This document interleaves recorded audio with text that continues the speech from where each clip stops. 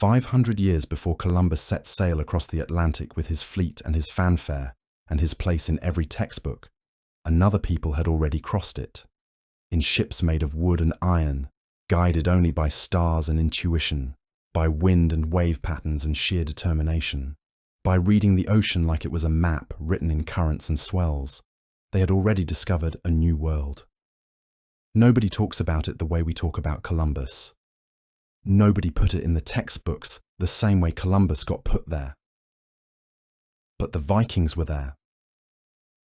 The Norse explorers reached North America around the year 1000 CE, centuries before the age of exploration that we were all taught about in school, before the age of great European voyages and colonial expansion. Leif Erikson, the son of Eric the Red, sailed west with a crew of about 35 men and found a land he called Vinland, the land of wine and grapes. They built houses there. They explored the surrounding lands. They met the indigenous peoples already living there, people who had lived on that continent for thousands of years before anyone from Europe ever knew it existed. And then they were gone. The Norse left. The settlements were abandoned. They never established lasting colonies. They never returned with armies or ships to colonize the continent. They left behind only stories and mysteries and archaeological evidence for us to uncover and interpret nearly 1,000 years later. This isn't about who discovered America first, because the land was already full of people, thriving civilizations that had been there for thousands of years before any European ever set foot on those shores. This is about understanding that history isn't always what we think it is, that exploration happened in waves over centuries, and that sometimes the biggest stories get buried in time, while the smaller ones somehow get famous and remembered. The Vikings came, explored, and then vanished from that land, but their journey changed what it meant to discover the world. It changed our understanding of what was possible. It took centuries of careful research, archaeological digs, carbon dating, radioactive testing, and meticulous study of Old Norse sagas to piece together the truth of what actually happened so many centuries ago. And today we're going to trace that incredible journey from the frozen north all the way across the Atlantic to a land the Norse would call home for just a brief, shining moment in time. To understand how the Vikings reached America, you have to first understand who they were and where they came from. The Norse people didn't just appear out of nowhere, ready to cross oceans. They evolved into explorers over generations, driven by circumstances, by necessity, by the simple human impulse to see what's beyond the horizon. In the late 800s and 900s, Scandinavia was changing in ways that would reshape the world. Kingdoms were consolidating, land was becoming more crowded, and the old way of life was shifting beneath people's feet. The feudal systems were tightening. Kings were claiming territory and establishing power structures that left less room for independent farmers and traders. Some Norse decided to stay and adapt to this new reality. Others decided to leave and find new worlds elsewhere. These weren't random wanderers or desperate refugees. They were calculated adventurers, traders, and settlers who looked at a map that didn't exist yet and decided to draw their own. The Viking expansion wasn't a sudden explosion like a volcano erupting. It was methodical, almost deliberate, like water finding its way through cracks in a dam. They moved west in stages, each generation pushing a little further, settling a new island, learning the ocean, and then telling the next generation about what they'd found.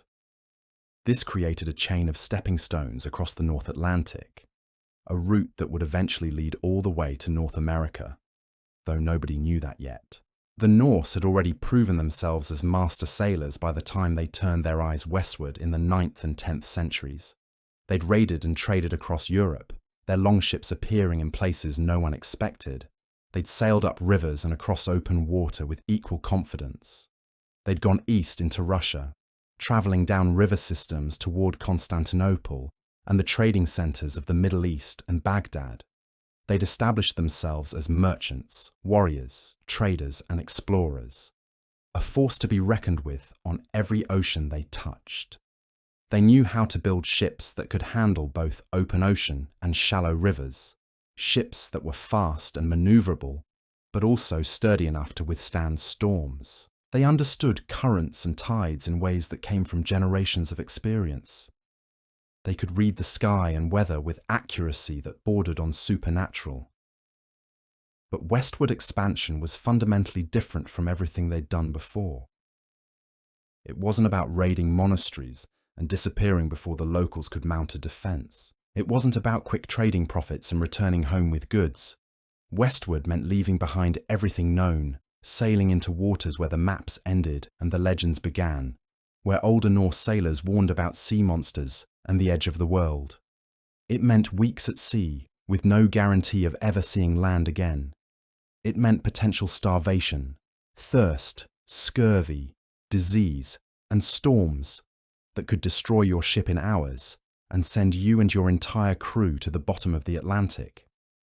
It meant building settlements in places so remote that getting supplies from home could take months, that communication might be impossible for years at a time. It meant committing to a place, investing resources, sending families, with no certainty it would work out, no guarantee the settlement would survive. Yet the Norse did it, again and again, pushing further and further west despite the risks. They crossed the Atlantic not because they were reckless and didn't care about danger, but because they understood something fundamental about exploration and expansion. You don't conquer the ocean all at once. That's madness. That's how you drown. You take it one island at a time, establishing a chain of stepping stones across the sea, each one reachable from the last. You learn the currents, the winds, the seasons, how the weather changes from month to month, and what birds in the sky tell you about land. Arctic birds flew certain patterns. Fish behaved differently near land. You learn to read the water itself, the color of it, the texture, to feel when storms are coming, to navigate by the sun and stars and the position of waves. You use the ships you have, sturdy Norse vessels made of oak and pine, with shallow drafts that could handle both open ocean and coastal waters. Ships that could be repaired with basic tools using local materials. You build bases where you can rest and resupply, where you can overwinter, if needed, and wait for spring sailing weather, where you can gather information about what lies beyond and what dangers to expect. You establish trade routes that make the journey worth the risk, that justify the expense and danger and the years spent away from home. You prove the route works once, and then you do it again and again until it becomes established, reliable, predictable enough that merchants and settlers can plan their journeys around it. And then, when you've proven you can survive there and thrive there, when you've shown that settlements can support themselves and even prosper, you venture further still, looking for the next stepping stone across the sea. This methodical approach, this patience mixed with ambition, was the foundation of the great Viking expansion westward, road. It wasn't a conquest like a military campaign. It was exploration. It was settlement. It was a slow and steady push across the Atlantic that would eventually bring them face to face with a continent they never knew existed, a land that would forever change their understanding of the world. Iceland was the turning point, not because it was the goal, but because it proved the voyage was possible and profitable, and because it created a settled Norse culture that valued record-keeping and storytelling. Around the year 874 CE, Norse explorers first reached Iceland. Nobody knows for certain if it was accident or intention, and the sagas give you different versions depending on which one you're reading. One source mentions a Viking named Nadod, who was blown off course and stumbled upon it while sailing to the Faroe Islands. He saw the northern tip of Iceland, landed briefly, saw no people or signs of permanent habitation, and then sailed away again, telling the world about it. Others claim it was a man named Garda Svavason, a Swedish explorer, who actually wintered on the island, and managed to map enough of it to describe it to other sailors. Then there's Floki Vilgedarson, sometimes called Floki the Raven, who supposedly followed ravens in flight to find Iceland because he knew seabirds wouldn't fly toward open ocean. The details change depending on which saga you read, and that's because these stories were told orally for centuries before anyone bothered to write them down. Memories get fuzzy, details get embellished, names get confused with other names, but the end result was absolutely clear. Iceland existed, it was reachable, it was a real place that Norse ships could find and return to, and it was full of opportunity. Iceland wasn't a garden paradise by any stretch of imagination. It was a volcanic, wind-swept island with brutal winters and short summers, covered with glaciers and cut through with geysers and surrounded by black sand beaches that looked like they came from another world. The interior was basically uninhabitable, too rocky and icy and bleak for farming or settlement. But the coasts, the valleys, the areas where rivers ran and grass grew, those could work. Those could support people. And it was also mostly empty. Well, mostly empty.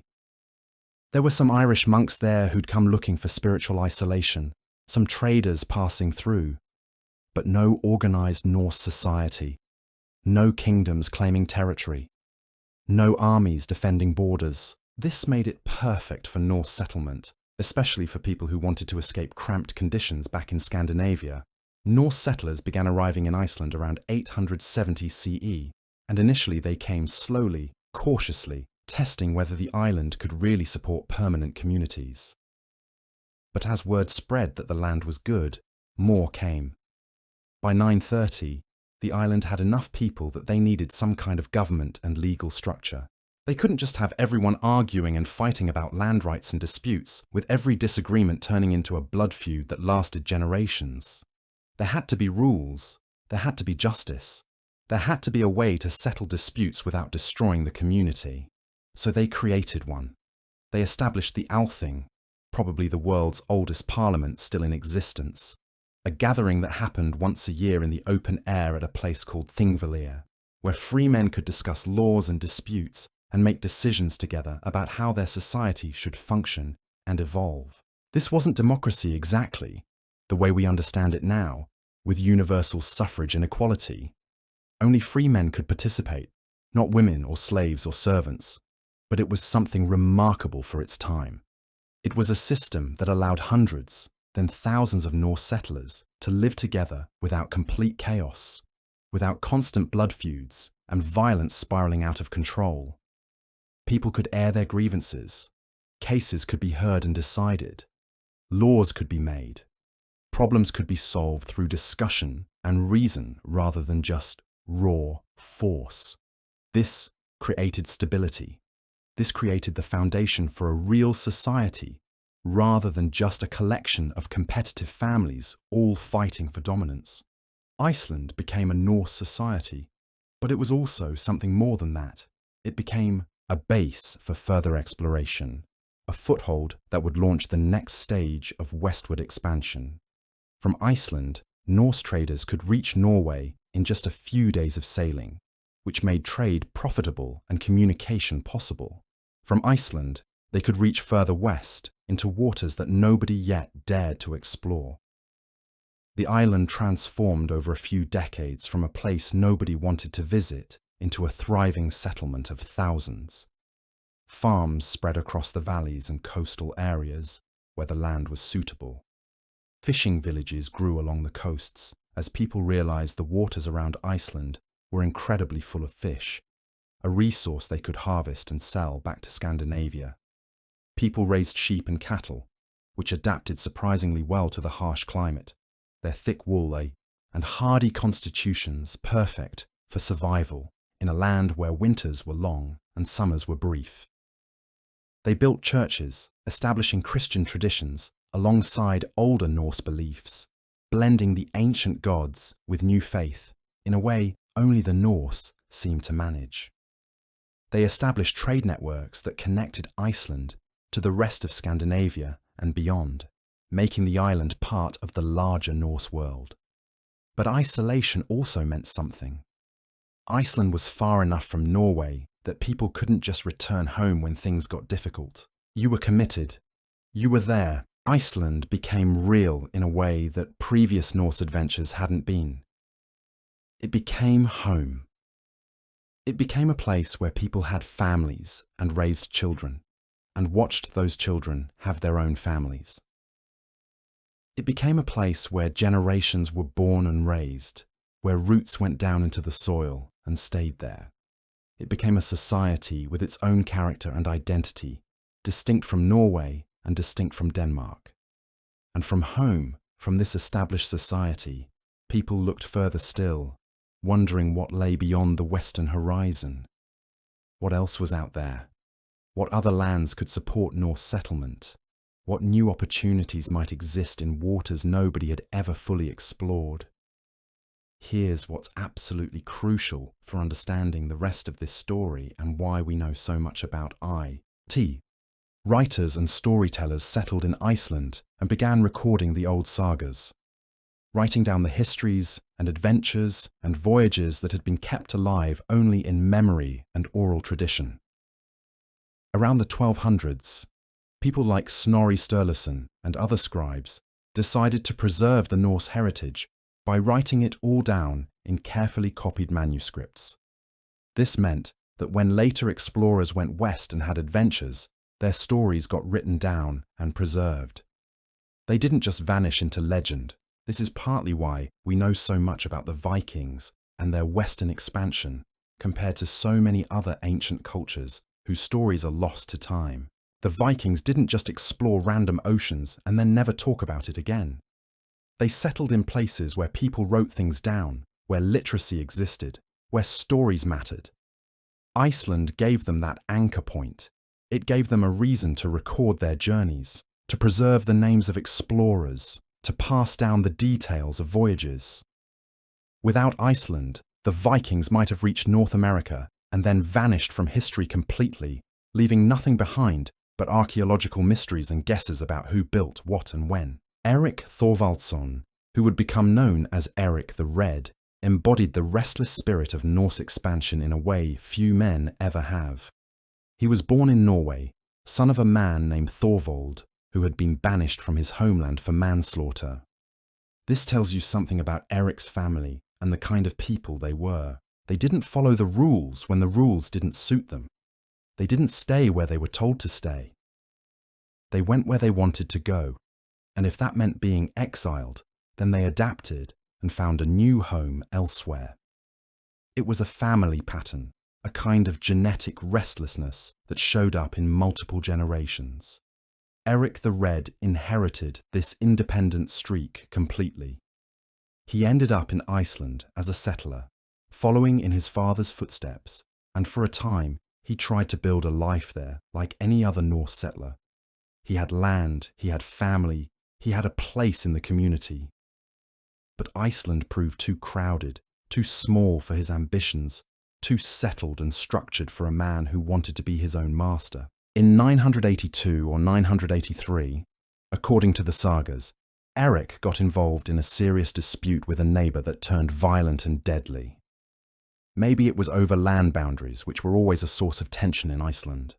Maybe it was a personal feud that had been building for years. Maybe it was something trivial that escalated beyond anyone's expectations. The saga doesn't make it entirely clear, and honestly that's not the point. What is clear is that Eric killed a man, possibly more than one. Norse society had codes about these things, honour systems and blood feuds, but there were also limits. When you killed someone, even in a justified fight, there were consequences. This meant Eric had to leave Iceland or face execution. Justice in the Norse world was swift and often final, so Eric made a choice that would change history, that would set the stage for everything that followed. Instead of trying to hide or reconcile with his enemies, he decided to do what his father had done before him when facing exile. He sailed west. He sailed beyond Iceland into waters that our Norse had ventured into and lived to return from. He sailed into the unknown, looking for a land that other explorers had whispered about but never confirmed, a place visible in the distance but never reached. And after weeks of sailing, fighting storms and currents, navigating by instinct and the stars, he found it. Greenland. The sagas say Eric spent 3 years exploring this massive icy island.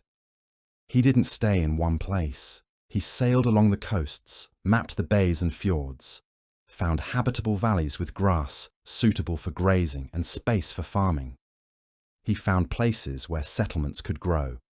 He found places where Norse people could actually live, despite the harsh climate. He named the island Greenland, a name that was part marketing genius and part wishful thinking, if we're being honest. Greenland wasn't green. It was icy and frozen and harsh, covered with glaciers that stretched for miles, surrounded by seas that froze solid in winter. But Greenland sounded better than Frozen Rock Island. When you're trying to convince people to leave everything behind and follow you across the ocean. Marketing matters, even in the 10th century. Around 985 or 986, after years of exploration, Eric the Red returned to Iceland with stories of this new land. And he was persuasive, very persuasive. Over the next few years, hundreds of Norse settlers agreed to follow him west across the open Atlantic. They loaded ships with everything they could carry: livestock, tools, weapons, household goods, seeds, hunting equipment, everything they thought they would need to build a new society from scratch in a place no Norse person had ever settled before. Imagine that for a moment. Put yourself in their position. You're leaving everything familiar. You're leaving relatives you might never see again. You're sailing into unknown waters in a ship made of wood that might not survive the journey. Storms could destroy you. You could get lost at sea. You could arrive to find the land isn't as good as the stories suggested. You could starve or freeze or die of disease. You're trusting an exiled man because he says he's found a better place, and the alternative is staying in a place that doesn't have enough room or opportunity. But they did it anyway. Hundreds of them. Eric the Red established the first permanent Norse settlement in Greenland, establishing 2 main settlements on the southwestern coast where conditions were most favourable. He became the chief, the leader of this new society, the founder of a Norse presence in a land that had never known Norse people before. And Greenland became real in the same way Iceland had become real, but harder, more fragile, more dependent on careful management. The settlements in Greenland were never as populous or as established as Iceland's. Farms grew sheep and cattle, just like in Iceland. But the growing season was shorter, the winters longer and more brutal. People hunted seals and whales and fish to supplement farming. They traded with Iceland and Norway, sending walrus ivory and polar bear hides and seal skins in exchange for goods they couldn't produce themselves. It became a place where people lived and worked and raised families and built communities, but always with the knowledge that they were on the edge of what was survivable. It became a base for even further exploration, because once you've proven you can settle one harsh frontier, once you've shown that people can survive somewhere as difficult as Greenland, the next frontier seems possible too. Why not push further? Why not see what's beyond? This is where Leif Erikson was born and raised, probably around 970 CE, in this harsh frontier society his father had created. Leif grew up in Greenland knowing his father was an explorer and a visionary, knowing that his father had accomplished what seemed absolutely impossible to most people living in that time. Leif knew that movement and expansion and constant searching for new horizons were just part of life, just part of what it meant to be Norse. His early years were shaped by the constant expansion westward, the constant push toward new horizons, the endless questions about what lay beyond the known world. People in Greenland didn't sit still. They couldn't sit still. Resources were limited. Opportunities were limited. So they looked west and wondered what was there. They looked west and dreamed about new lands. When the time came for Leif to make his own mark on the world, to do something that would be remembered, to leave his own legacy the way his father had left his, he would naturally look further west still. By the time Leif Erikson was old enough to consider his own expeditions, to seriously plan a voyage that would take him beyond Greenland into unknown waters, there were already stories circulating about lands beyond Greenland. These weren't confirmed sightings with verified locations and exact maps. They were rumours, whispers, fragments of information pieced together from trader to trader over years and years. Rumours about forests in the west, forests nothing like the sparse birch and willow of Iceland or Greenland. Stories about coastlines nobody had ever properly explored, stretching out for hundreds of miles. But one man's story in particular stood out from all the rest and captured people's imagination. His name was Bjarni Herjolfsson, and he was an Icelandic trader, a merchant who made his living buying and selling goods between Iceland and the Norse settlements, travelling back and forth across the dangerous ocean regularly enough that he should have known better than to get lost. Around 990 or 991 CE, Bjarni set out to sail from Iceland to Greenland to visit his father, Herjolfur, who had gone there years earlier with Eric the Red's initial settlers. This should have been a straightforward journey, dangerous but predictable. Norse traders had been sailing between Iceland and Greenland for about a decade by this point. The route was becoming established. The dangers were becoming known. The sailing time was becoming more or less predictable. But Bjarni missed his course completely. He got blown off track by storms and contrary winds, pushed further west than he intended, separated from the established route by days of sailing. The weather was bad. His navigation was off. Or maybe it was just bad luck. The kind of luck that sometimes happens at sea when everything goes wrong. Wrong at once.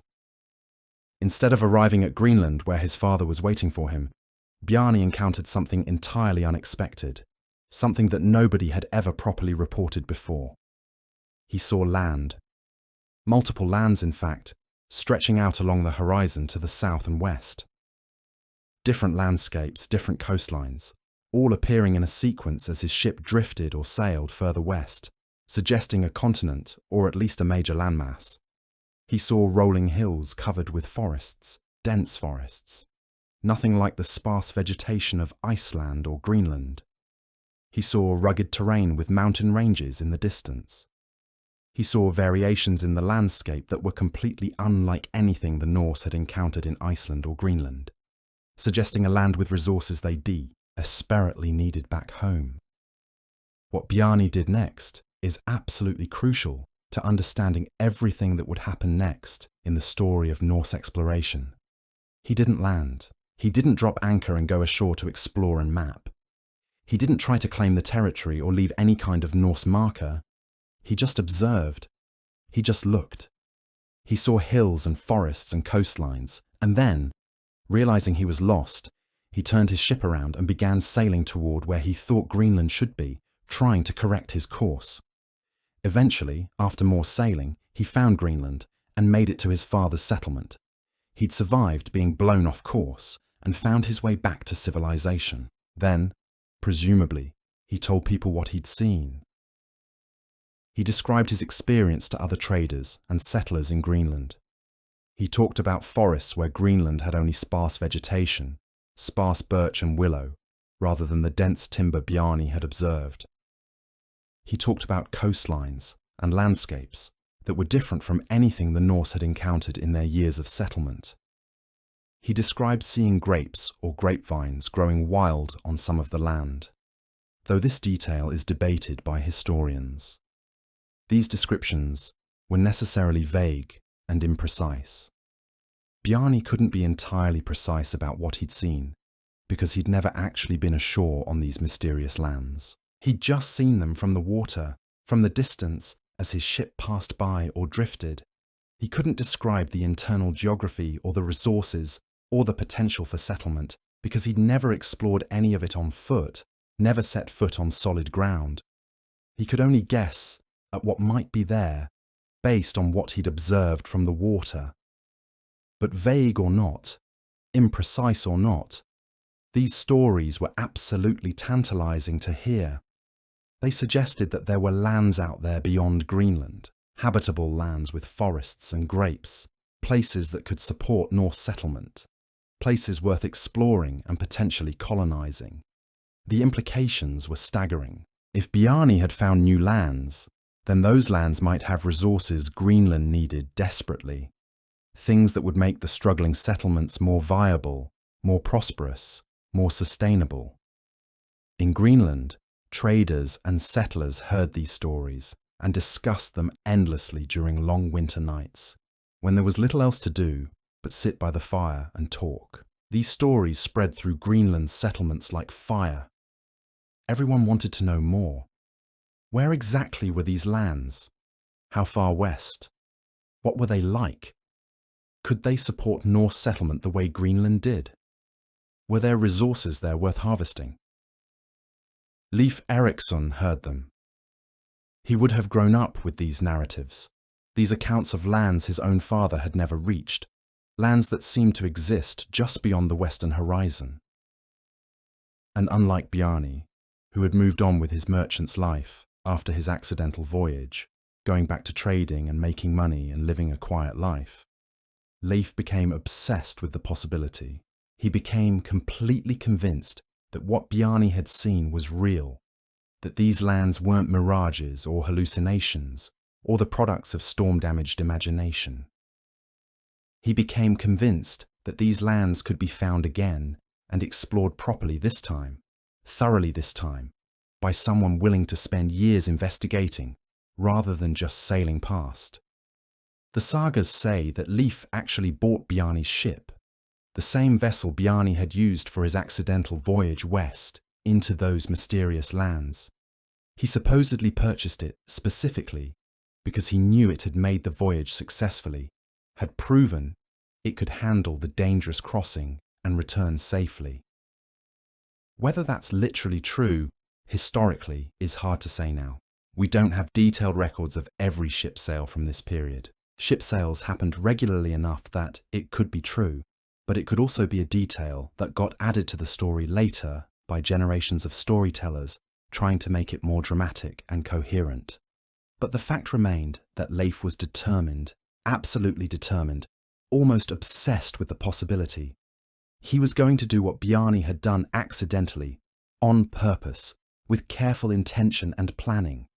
He was going to sail west and find these mysterious lands that Bjarni had glimpsed but never touched.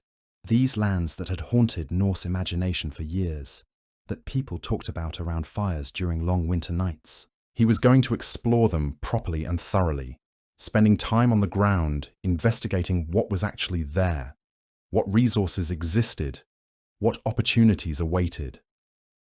He was going to chart them carefully for future expeditions, gathering information that would make future voyages easier and more successful. And most importantly, he was going to go further than any Norse explorer had ever gone before. He was going to accomplish something extraordinary. He was going to be remembered for it. The young Viking from Greenland, the son of Eric the Red, was going to sail into history. All he had to do was prepare, gather a crew, build or acquire ships, and find the courage to sail west into unknown waters where no Norse person had ever deliberately gone before. Everything that had happened in the previous century, every settlement, every exploration, every stepped stone across the Atlantic had led directly to this moment. The stage was set. Now Leif just had to walk onto it. Leif spent months preparing. He gathered a crew carefully, picking men he trusted, men who'd survived winters in Greenland and wouldn't panic when the horizon turned into empty sky in every direction. 35 men in total. Some were experienced sailors who understood currents and tides and weather patterns. Some were explorers hungry for adventure, younger men excited by the possibility of discovery and danger. Some were younger sons with no inheritance back in Greenland, looking for a fresh start in a new land where they could claim territory and build something themselves. Some were merchants hoping to profit from whatever resources this mysterious western land might have, seeing timber and grapes and furs as potential trade goods worth enormous sums. Some were craftspeople and builders who could construct shelters and repair ships. They loaded a nar, the kind of sturdy cargo ship that could handle both open ocean and coastal exploration, built specifically for long voyages like this. The nar was wider and deeper than a longship, capable of carrying enough supplies for months at sea and handling rough weather without capsizing. The ship would be their home for weeks. It would be their lifeline if storms hit. It would be their only hope if things went wrong. They provisioned for a long journey into complete uncertainty.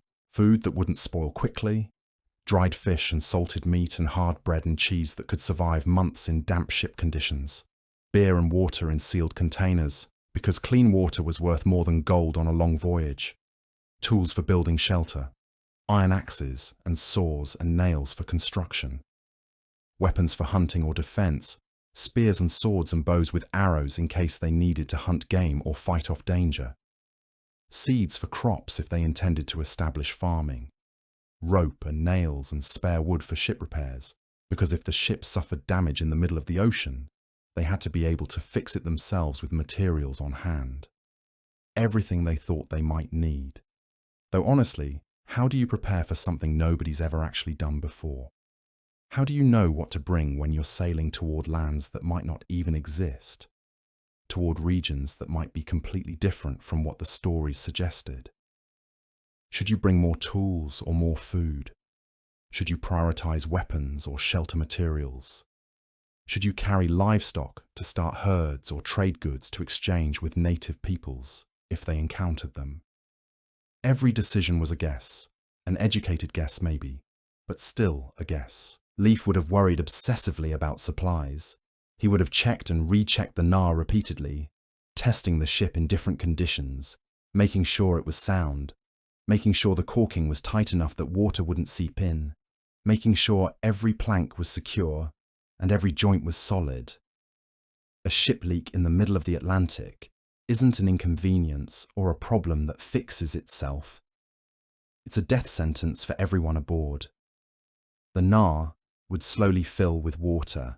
The crew would bail frantically, trying to keep up with the flow, but eventually they'd lose the battle. The ship would sink. Men would drown. There would be no rescue, no passing ships to pick them up, no lifeboats or life preservers. Just the cold Atlantic and death. Leif knew this. He understood what he was risking by taking on this voyage. Every man on his crew understood it too. Around the year 1000 CE, possibly 1001 by some accounts, Leif Erikson sailed west from Greenland with his crew and his carefully provisioned ship. They left in spring when the ice began to break up and the seas, though still dangerous, became navigable again. The journey would take weeks, weeks of nothing but water and sky and the constant movement of the waves, weeks of wondering if they were going the right direction, if they'd somehow gone past where they needed to be, if the mysterious lands Bjarni had described even really existed, or if the whole voyage was about to end in failure and the crew would return to Greenland with nothing to show for their effort. The nar would make approximately 75 miles per day if the weather cooperated and the winds were favourable. That doesn't sound very fast by modern standards, but in the year 1000 it was absolutely impressive. It meant covering an enormous distance in a relatively short time. If the weather turned bad, which it often did in the North Atlantic, progress would slow dramatically or stop altogether. They might drift for days without moving forward, pushed back by storms. They might be blown off course completely, losing their bearings and having to navigate by trying to figure out where they drifted. They might have to drop anchor and wait out a storm in terror, hoping their ship held together, hoping the anchor would hold, hoping the waves wouldn't capsize them. This was the reality of medieval ocean sailing. It wasn't reliable. It wasn't predictable. It was just you and your crew and a ship made of wood, hoping luck stayed on your side. Leif was experienced enough to understand all of this. His father, Eric, had crossed dangerous waters to reach Greenland. Leif had lived his entire life in Greenland, surrounded by stories of ocean voyages and dangerous crossings. He knew what could go wrong. He sailed anyway, but Leif was following Bjarni's route in reverse, retracing the path that the merchant had accidentally taken, looking for the lands Bjarni had seen from a distance. The crew navigated by watching the sun, observing waves, reading birds. They relied on techniques passed down through generations of Norse sailors, knowledge that had been accumulated through centuries of ocean voyages. They understood that certain clouds meant land was near. They understood that watercolor changed as they approached shallow areas. They understood that particular birds only flew within certain distances from land, so seeing a particular species meant the shore was reachable. And after weeks of sailing, weeks of uncertainty, and checking the horizon constantly and debating whether they should turn back or keep pushing forward, they started to see signs. The water changed color subtly. Birds that hadn't been there before started appearing, circling the ship, diving for fish, following the ship as if hoping the crew would catch fish and drop scraps overboard. These were signals that land was near, that their navigation had been at least approximately correct, that the mysterious lands Bjarni had described actually existed and were reachable. Arctic birds don't fly far from shore. If you see them, you know land exists somewhere within reasonable distance. The crew would have gotten excited after weeks at sea with nothing but open water in every direction, with the constant worry that they'd somehow gotten completely lost and would sail forever until supplies ran out. The possibility of solid ground again would have felt like a miracle. After weeks of eating preserved food and stale water and smelling like the inside of a ship, after weeks of rocking waves and constant damp and the wind in your face and the spray in your eyes, solid ground would have seemed like the greatest prize imaginable. Even if it was unknown land, even if nobody knew what waited there, even if the land turned out to be useless, the simple fact of land existing was worth celebrating. They pushed forward, sailing faster now, more desperate to reach it and confirm it was real. The first land they reached was Helluland, meaning stone slab land. What they encountered was a flat, rocky landscape covered with slabs of exposed stone, barren and windswept. This was probably Baffin Island. The sagas describe it as having stone slabs as far as you could see, with no grass and no trees. It was exploration territory, not settlement territory. They probably landed briefly, took on fresh water if possible, and quickly realized they should keep moving. This wasn't the place. Bjarni had described forests. He described Greenland with vegetation. This place was essentially a rocky desert, so they sailed south again, following the coastline. The next land was Markland, which means forest land, and when they found it, they understood immediately why Bjarni had talked about forests. Markland was covered in trees, dense forests that seemed to go on forever. This was probably Labrador. The timber was valuable, incredibly valuable in Greenland where trees barely grew, where wood for building or shipbuilding was scarce and had to be traded for at great expense. The Nar could be loaded with timber, transported back to Greenland, and sold for enormous profit. This alone would have justified the voyage. But Leif wasn't just looking for timber. He was looking for the land with grapes, the land Bjarni had mentioned, the place worth establishing a settlement. So they continued south, still following the coast, exploring further into unknown territory. And then they found it. A third land, different from both Helluland and Markland. Greener, warmer somehow, even though this was still the far north of the continent. This was Vinland, the land of wine, though wine probably referred to wild grapes rather than actual wine. This place had grass suitable for livestock. It had rivers with salmon. It had forests. It had an entirely different character from the harsh, barren landscape of Helluland or the dense timber of Markland. This felt like home. This felt like a place where Norse people could actually establish a settlement and survive. According to the sagas, the winters here were milder than in Greenland, or at least the grass stayed green longer into the winter, which meant livestock might not need as much stored feed.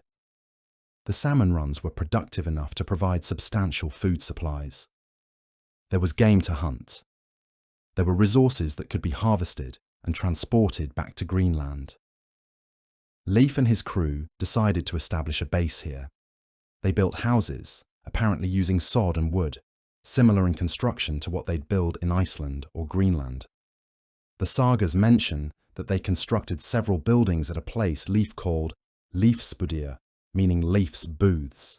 They spent the winter at this settlement, which meant they'd successfully proven that a Norse crew could survive a winter in North America, that the land could support people, that the settlement was viable enough to sustain them through the harsh season. They hunted, they fished, they probably gathered the berries and grapes that grew wild in the region. When spring came and the sea routes became passable again, they prepared to return to Greenland with their knowledge of these new lands and their cargo of timber and whatever goods they'd managed to gather. The return voyage had to be absolutely triumphant in their minds. They'd succeeded. They'd found the lands Bjarni had described.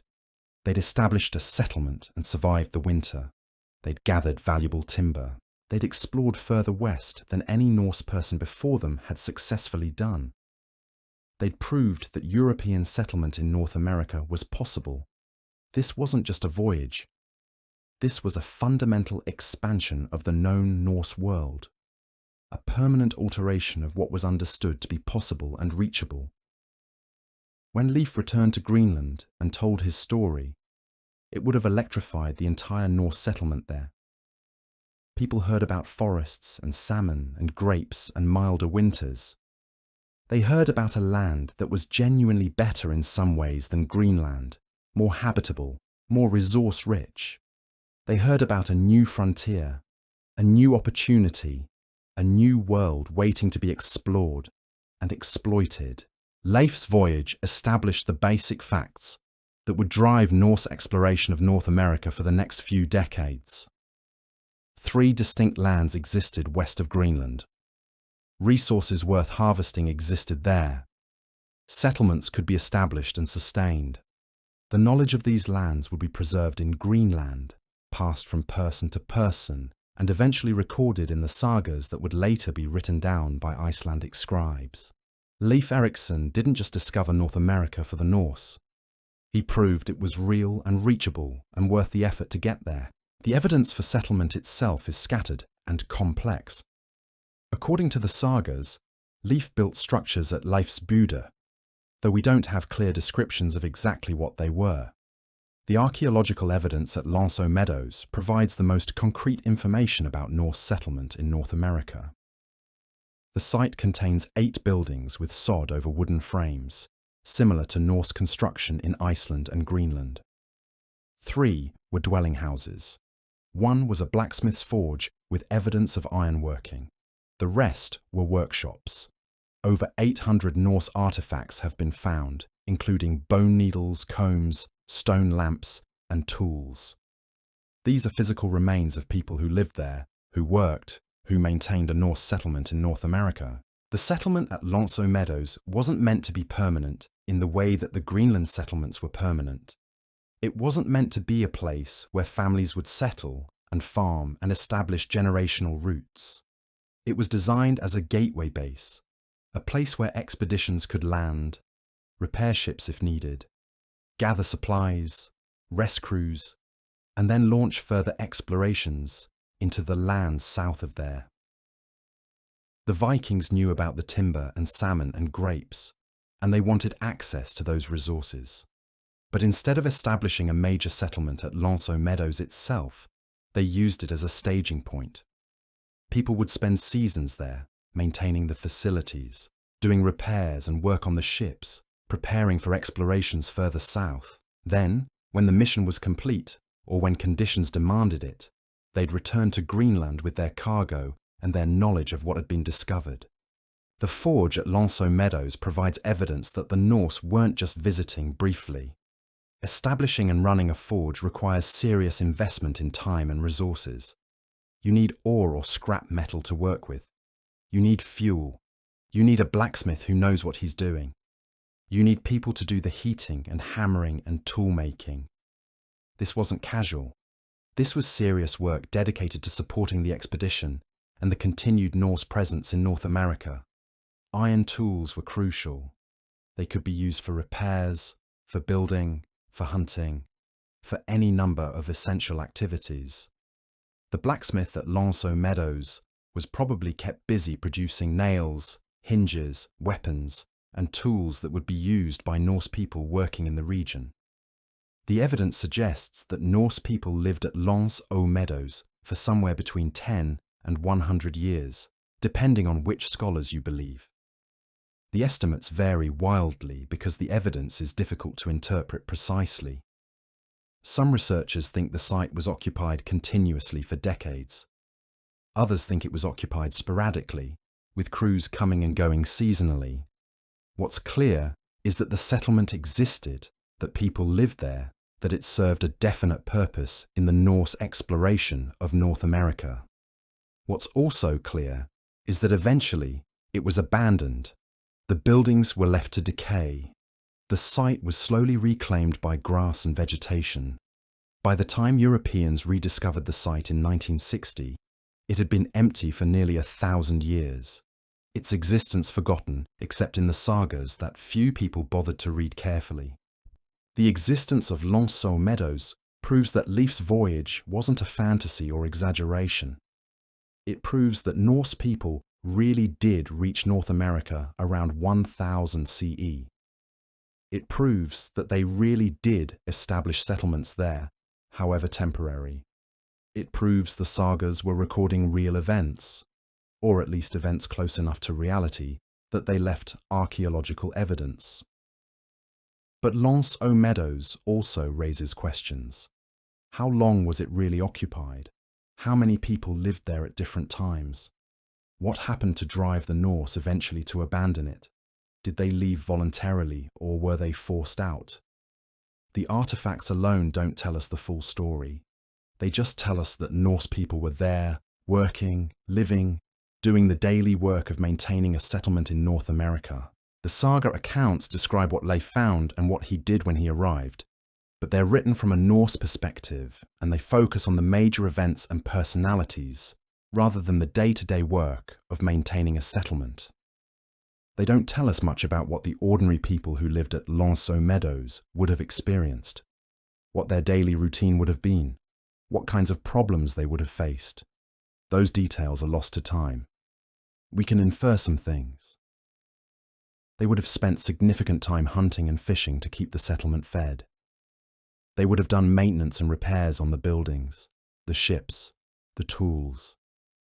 They would have worked at the forge producing the metal tools and weapons needed for daily life. They would have gathered firewood. They would have dealt with harsh weather. They would have worried about supplies and whether ships would arrive from Greenland with needed goods. They would have probably been bored a lot of the time, stuck at a remote settlement far from the established Norse world. They would have been constantly aware that they were in a frontier territory, that danger could emerge unexpectedly, that things could go wrong in ways they'd have to deal with themselves far from help. Despite all these challenges and unknowns, the Norse maintained their settlement at Lanceau Meadows for at least a couple of decades. They maintained it long enough that they ventured further south to find the grapes and timber that Leif had told them about. They maintained it long enough to establish multiple buildings and accumulate over 800 artifacts. They maintained it long enough to prove that Norse settlement in North America was possible. But they never expanded it into a thriving colony the way they had with Iceland or Greenland. Why that was? What kept the Norse from establishing a permanent, thriving Norse settlement in North America the way they did in Iceland and Greenland? Is a question that historians and archaeologists still debate today. The sagas provide literary accounts of the Norse exploration of North America. And while they're not entirely reliable as historical documents in the modern sense, they do preserve information about what the Norse experienced, what they discovered, and what happened during their voyages. Think about it this way. We don't have written records from Leif himself. We don't have contemporary accounts recorded by people who were actually on the voyage. What we have instead are stories that were told over and over again, passing from person to person, from generation to generation, for hundreds of years before anyone bothered to write them down. During that time, the stories would have changed. They would have been elaborated on. They would have been adjusted to emphasize what people found most interesting. They would have lost details that didn't seem important at the time, but might have been historically valuable. But despite all that, the core truths would have survived. The main narrative would have been preserved. The basic facts of who did what and where they went and what they found would have remained relatively consistent. Otherwise, the stories wouldn't have been worth retelling. The saga of the Greenlanders is one of the most important sources for understanding Leif's voyage and the Norse exploration of Vinland. The saga describes Leif hearing about Bjarni's discovery from an Icelandic trader, becoming obsessed with the idea of exploring further west, and organizing an expedition to find these mysterious lands for himself.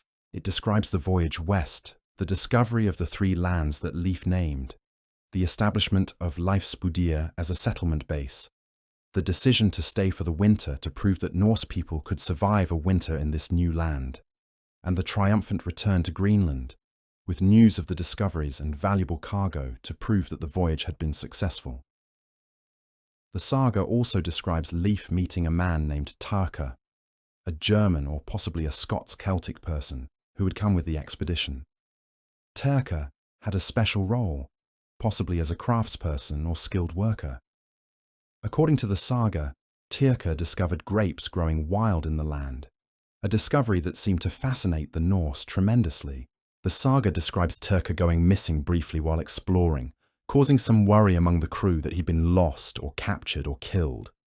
When he returned, he was excited about what he'd found.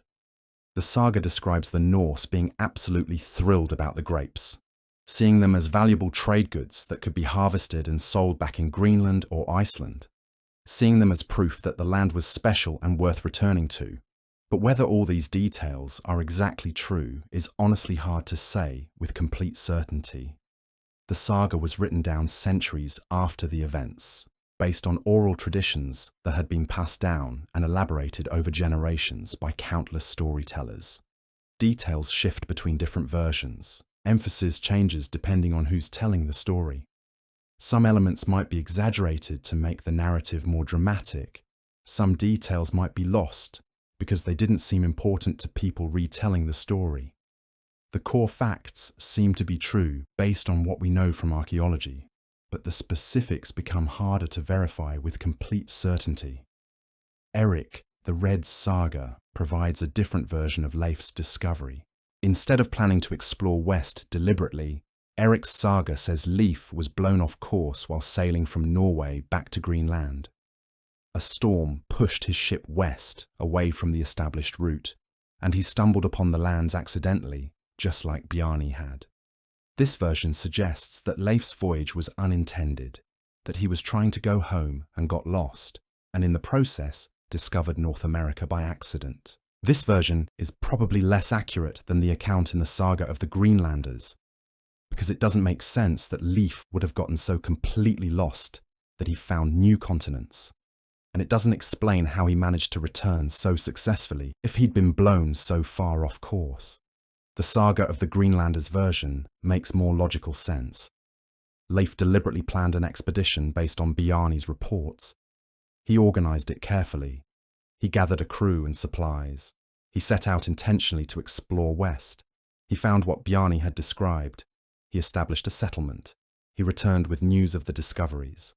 This narrative makes sense and aligns with what we know about Norse exploration patterns and with the archaeological evidence. But both versions preserve core facts that seem to be true. Leif did sail west. He did find 3 distinct lands. He did establish a settlement. He did return to Greenland. He did bring back stories that excited people and motivated further exploration. The sagas preserve these facts, even if they disagree about some of the details. And that's actually very valuable. We have written accounts, passed down through Norse society for centuries, that describe exploration of North America around 1000 CE. We have archaeological evidence that confirms Norse people were present in North America around 1000 CE. When the saga accounts and the archaeological evidence align this closely, we can be confident that something real happened, that the sagas were describing real events, even if some of the specific details have gotten fuzzy over time or shifted between different versions of the story. Both sagas emphasize the discovery of grapes. Leif named the land Vinland because of grapes or wine, and Norse people were excited about this. For Norse traders, grapes meant luxury goods, meant wine. Wine was valuable, expensive, and in high demand among the elite. If Norse people could harvest wild grapes and transport them back to Greenland and Iceland, that would be enormously profitable. The grapes confirmed that Vinland existed in a warmer climate zone than Iceland or Greenland, with different and potentially more hospitable resources. They also mentioned salmon as a major resource. Salmon runs would have been crucial for feeding settlements, preserving well when dried or salted for long winters. Abundance of salmon in rivers would have made feeding a settlement relatively easy compare to Greenland's constant food scarcity. Fresh water, appearing in abundance in Vinland, according to the sagas, would have been critical.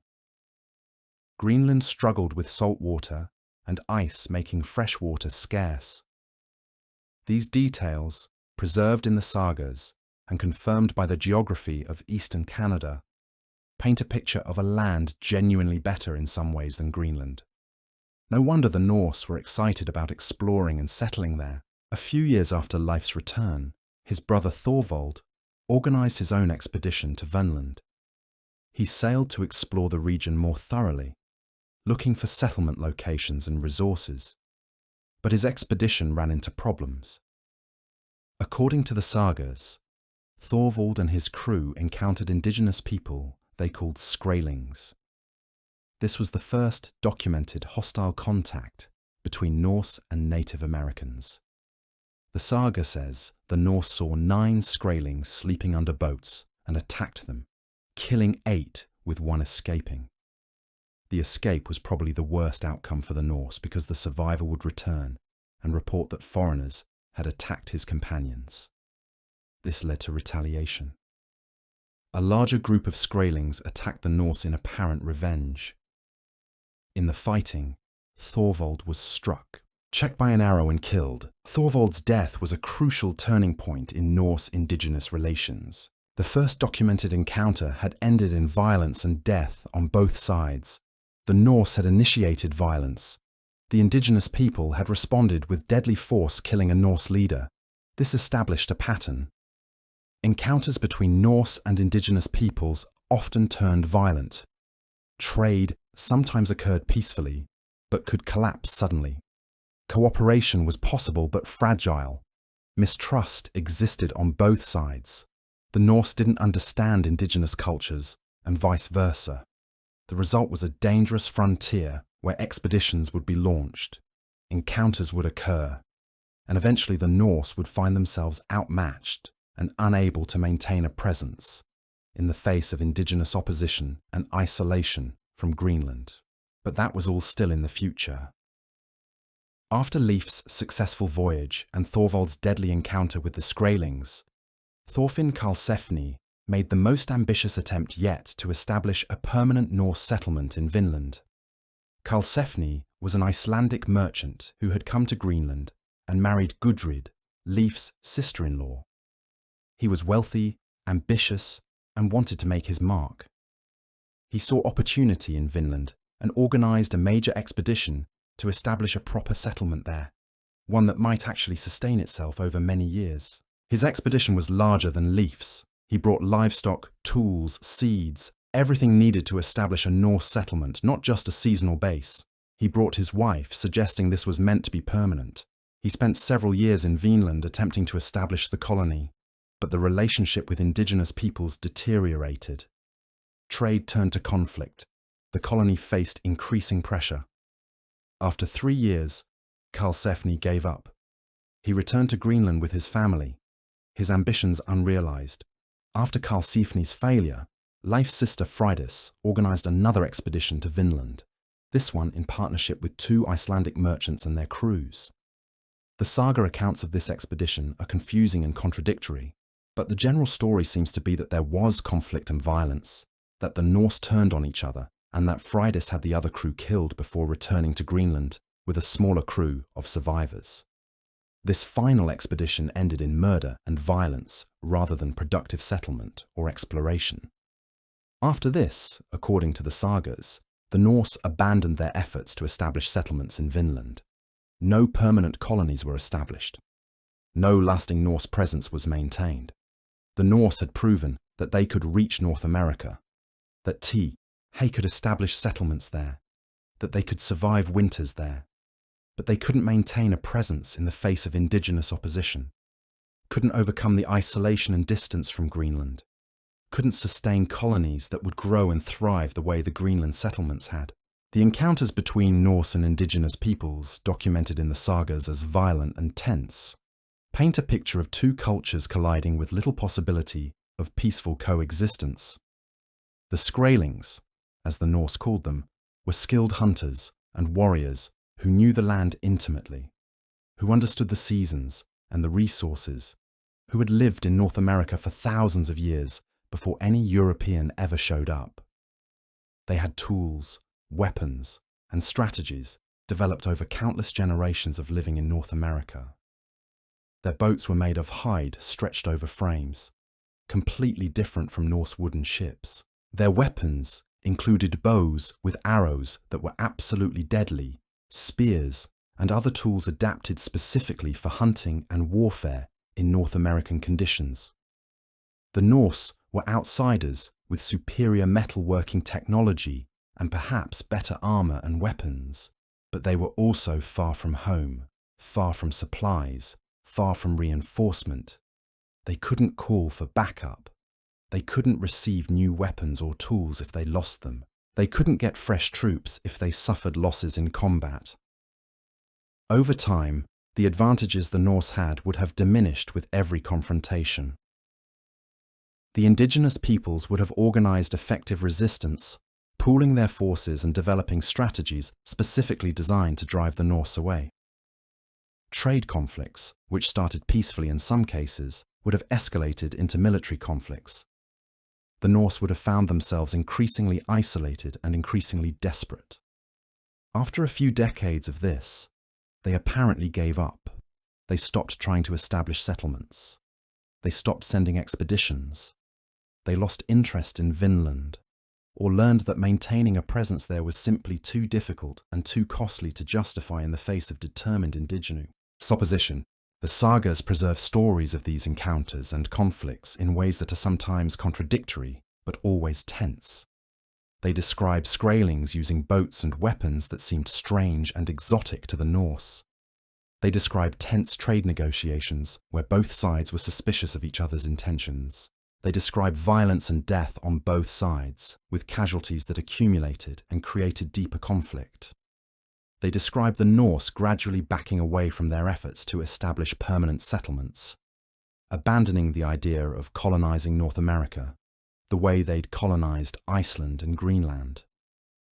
These stories, preserved in oral tradition and eventually written down in the sagas by Icelandic scribes, give us a window into what the Norse experience in North America was actually like.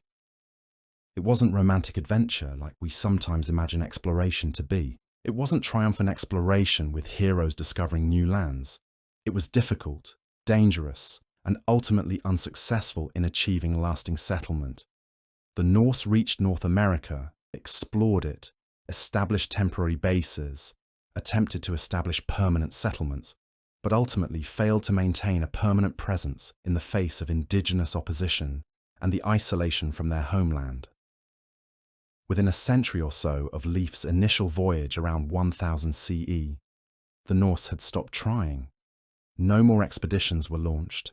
No more settlements were attempted. Vinland fell silent. The Norse world forgot about it, or at least stopped caring about it enough to send more people across the dangerous Atlantic. The question that haunts historians is why? Why did the Norse stop trying? Why did they have access to a continent, knowledge of how to get there, and the capability to establish settlements? Yet within a few decades, they'd abandoned the whole effort. Why didn't they do what they'd done in Iceland and Greenland? Establish foothold settlements that grew into colonies that attracted more settlers over time? The answer lies in a brutal combination of factors that made maintaining a Norse presence in North America simply unsustainable. First, there was the distance problem. Greenland was already isolated and difficult to reach. The voyage from Norway to Greenland took weeks and relied heavily on luck with weather and navigation. The sea route was long, the weather unpredictable, and the margin for error small. From Greenland to Vinland took additional weeks, making the journey months long from the heart of the Norse world to the settlement itself. A person leaving Norway heading to Vinland was looking at a months-long voyage, travelling step by step across the Atlantic with no guarantee of success or survival. But that kind of distance was manageable if it was only a one-time investment. What wasn't manageable was the supply chain that had to operate continuously. If something went wrong in a Greenland settlement, ships could eventually make it with relief supplies, replacement tools, new settlers. The voyage was long, but regular. If something went wrong in a Vinland settlement, nobody knew about it until word got back to Greenland, which could take months or even years if the settlement had complete communication failures. By the time help could be organized and sent, the crisis might have been resolved somehow, or the settlement might have been completely destroyed by starvation, disease, or conflict. Messages traveling slowly, supplies taking forever to arrive, decisions made on incomplete information thousands of miles away. The isolation was profound in a way that Iceland and Greenland, both reachable within reasonable sailing windows from established Norse population centres, simply weren't. You could lose a settlement to starvation or disease or attack and have nobody even know it happened until the next ship tried to make the voyage and found nobody there, just empty buildings slowly being reclaimed by the forest. Second, there was the indigenous opposition problem. When the Norse encountered indigenous peoples in Vinland, the encounters went hostile almost immediately. The Skrælings weren't interested in Norse settlement. They didn't want outsiders taking over their lands, hunting their resources, establishing colonies. They had sophisticated knowledge of the landscape, effective weapons, and the numbers to mount organized resistance. The Norse had better metalworking and maybe better armor, but they didn't have overwhelming military superiority. They had small numbers compared to the indigenous populations. They were far from reinforcement. They couldn't call for backup. If they lost 50 men in a conflict, they couldn't replace those men. If their settlement was attacked, they had to defend it with whoever was available.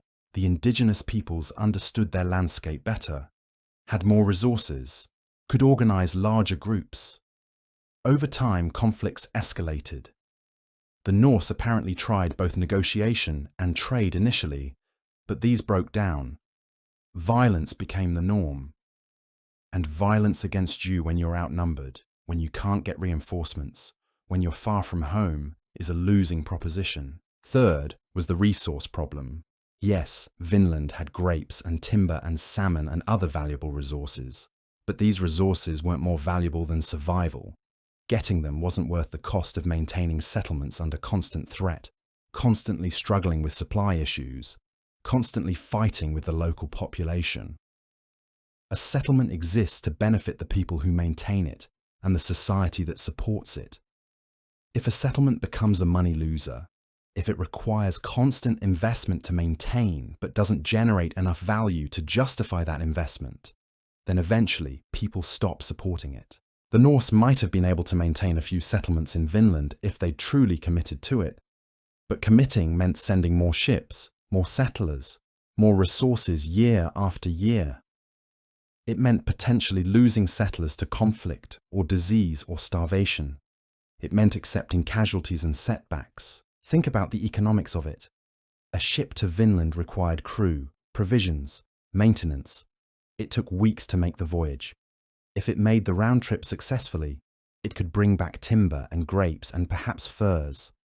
These were valuable commodities, absolutely. But the cost of maintaining a settlement that produced those commodities was staggering. You needed people living there year-round to maintain buildings and facilities. You needed enough food to sustain those people through winters. You needed defensive structures and weapons in case of attack. You needed equipment and tools that required constant replacement and maintenance. You needed enough wealth and support coming back to justify the ongoing investment. In Greenland, the calculation worked. The settlements there could produce sea wool, fish, walrus ivory, and other goods that had value in European markets. But Vinland, under constant pressure from indigenous populations, requiring constant defense and constant supply, never generated enough value to justify the costs. Over time, the calculation became clear. This wasn't worth it. The resources in Vinland weren't valuable enough to justify the massive ongoing commitment that would be required to maintain settlements there against indigenous opposition. But here's the thing that's really fascinating about why the Norse effort eventually faded. Nobody really knows the exact moment it stopped. Nobody wrote down official documentation saying, "Okay, we've decided to give up on Vinland as a frontier." There's no formal decree in any saga text. There's no speech by any Norse leader announcing that expeditions to Vinland would cease. What we have instead is silence. The expeditions stopped happening. The stories stopped being told as frequently. References to Vinland become increasingly rare in Norse texts from later medieval periods. Within a few generations, Vinland faded from the collective Norse memory as an active frontier where people were currently settling and exploring. It became something that older Greenlanders had heard about from their grandparents, stories that their ancestors had explored these mysterious western lands. But that wasn't part of the contemporary Norse world anymore. No one was making the voyage. No one was establishing new settlements. No one was sending IPS with supplies. The knowledge persisted in some form because the sagas eventually preserve it in written form, but the actual effort to maintain an active presence there stopped completely. The Norse world moved on to other concerns, other frontier regions, other economic opportunities. Vinland simply ceased to be part of Norse activity. The Norse didn't fail because they were incompetent. They didn't fail because they lacked the capability to make the voyage. They failed because maintaining settlements in Vinland cost more in resources, lives, and effort than the settlements generated in value. They failed because they couldn't overcome indigenous opposition. They failed because distance and isolation made it impossible to maintain steady supply lines. And most fundamentally, they failed because they had other options. The Norse could invest their resources and energy in Iceland and Greenland, which were closer to the established Norse world, more accessible, easier to supply and defend, and already had growing populations and established infrastructure. Why fight to maintain expensive, difficult settlements in North America when they could expand settlements in Iceland and Greenland more easily? The rational choice was to abandon Vinland and focus on what was working. So Vinland faded, not with a bang, with a whimper, with a gradual loss of interest, with generations of people in Greenland who'd never been to Vinland, who only had vague stories about it, who figured it wasn't worth the effort to attempt settling there. The sagas preserve the memory of Leif's voyage, of Thorvald's death, of Karlsefni's attempted settlement, of Freydis's expedition ending in violence. But these stories, preserved by Icelandic scribes writing centuries after the events, are the only record that survives. There are no continuous settlements. There are no generations of Vinland Norse building on each other's work. There are just the memories, fading with time, until eventually Europeans forget that Vikings ever reached North America at all. For nearly 1,000 years, the knowledge of Viking voyages to North America rested almost entirely in the Norse sagas, tucked away in Icelandic manuscripts, read by a small number of scholars, if read at all. The broader world had no idea that Europeans had reached North America so long before Columbus. The sagas were written down in the 13th century, nearly 300 years after Leif's voyage. They were preserved through the centuries, but weren't well known outside of Iceland and scholarly circles.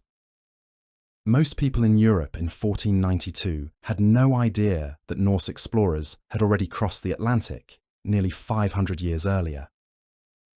Columbus sailed, believing he was doing something unprecedented. And as far as most of Europe knew, he was. The knowledge of Viking achievement was lost, buried in old sagas forgotten by history. Then, in 1960, that changed. A Norwegian explorer named Helge Ingstad, along with his archaeologist wife Anne Stein Ingstad, came to a small fishing village on the northern tip of Newfoundland called Lance aux Meadows. They came because they'd read the sagas. They believed that the Norse accounts of Vinland were based on real expeditions to real places. They wanted to find evidence that would prove the sagas were describing actual historical events, not fantasy or legend. The conventional wisdom of 1960 was that Columbus discovered America in 1492, and nobody had seriously challenged that. The entire educational system was built around the idea that Columbus was the first European to reach the Americas. School children learned that in 1492, Columbus sailed the ocean blue and discovered a new world. This was presented as absolute fact, unquestionable, the foundation of how Europeans came to the Americas.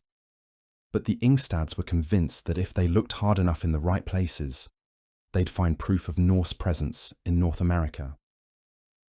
They were willing to challenge the conventional wisdom, to suggest that the old Norse sagas were preserving genuine historical memories rather than fantasy or legend.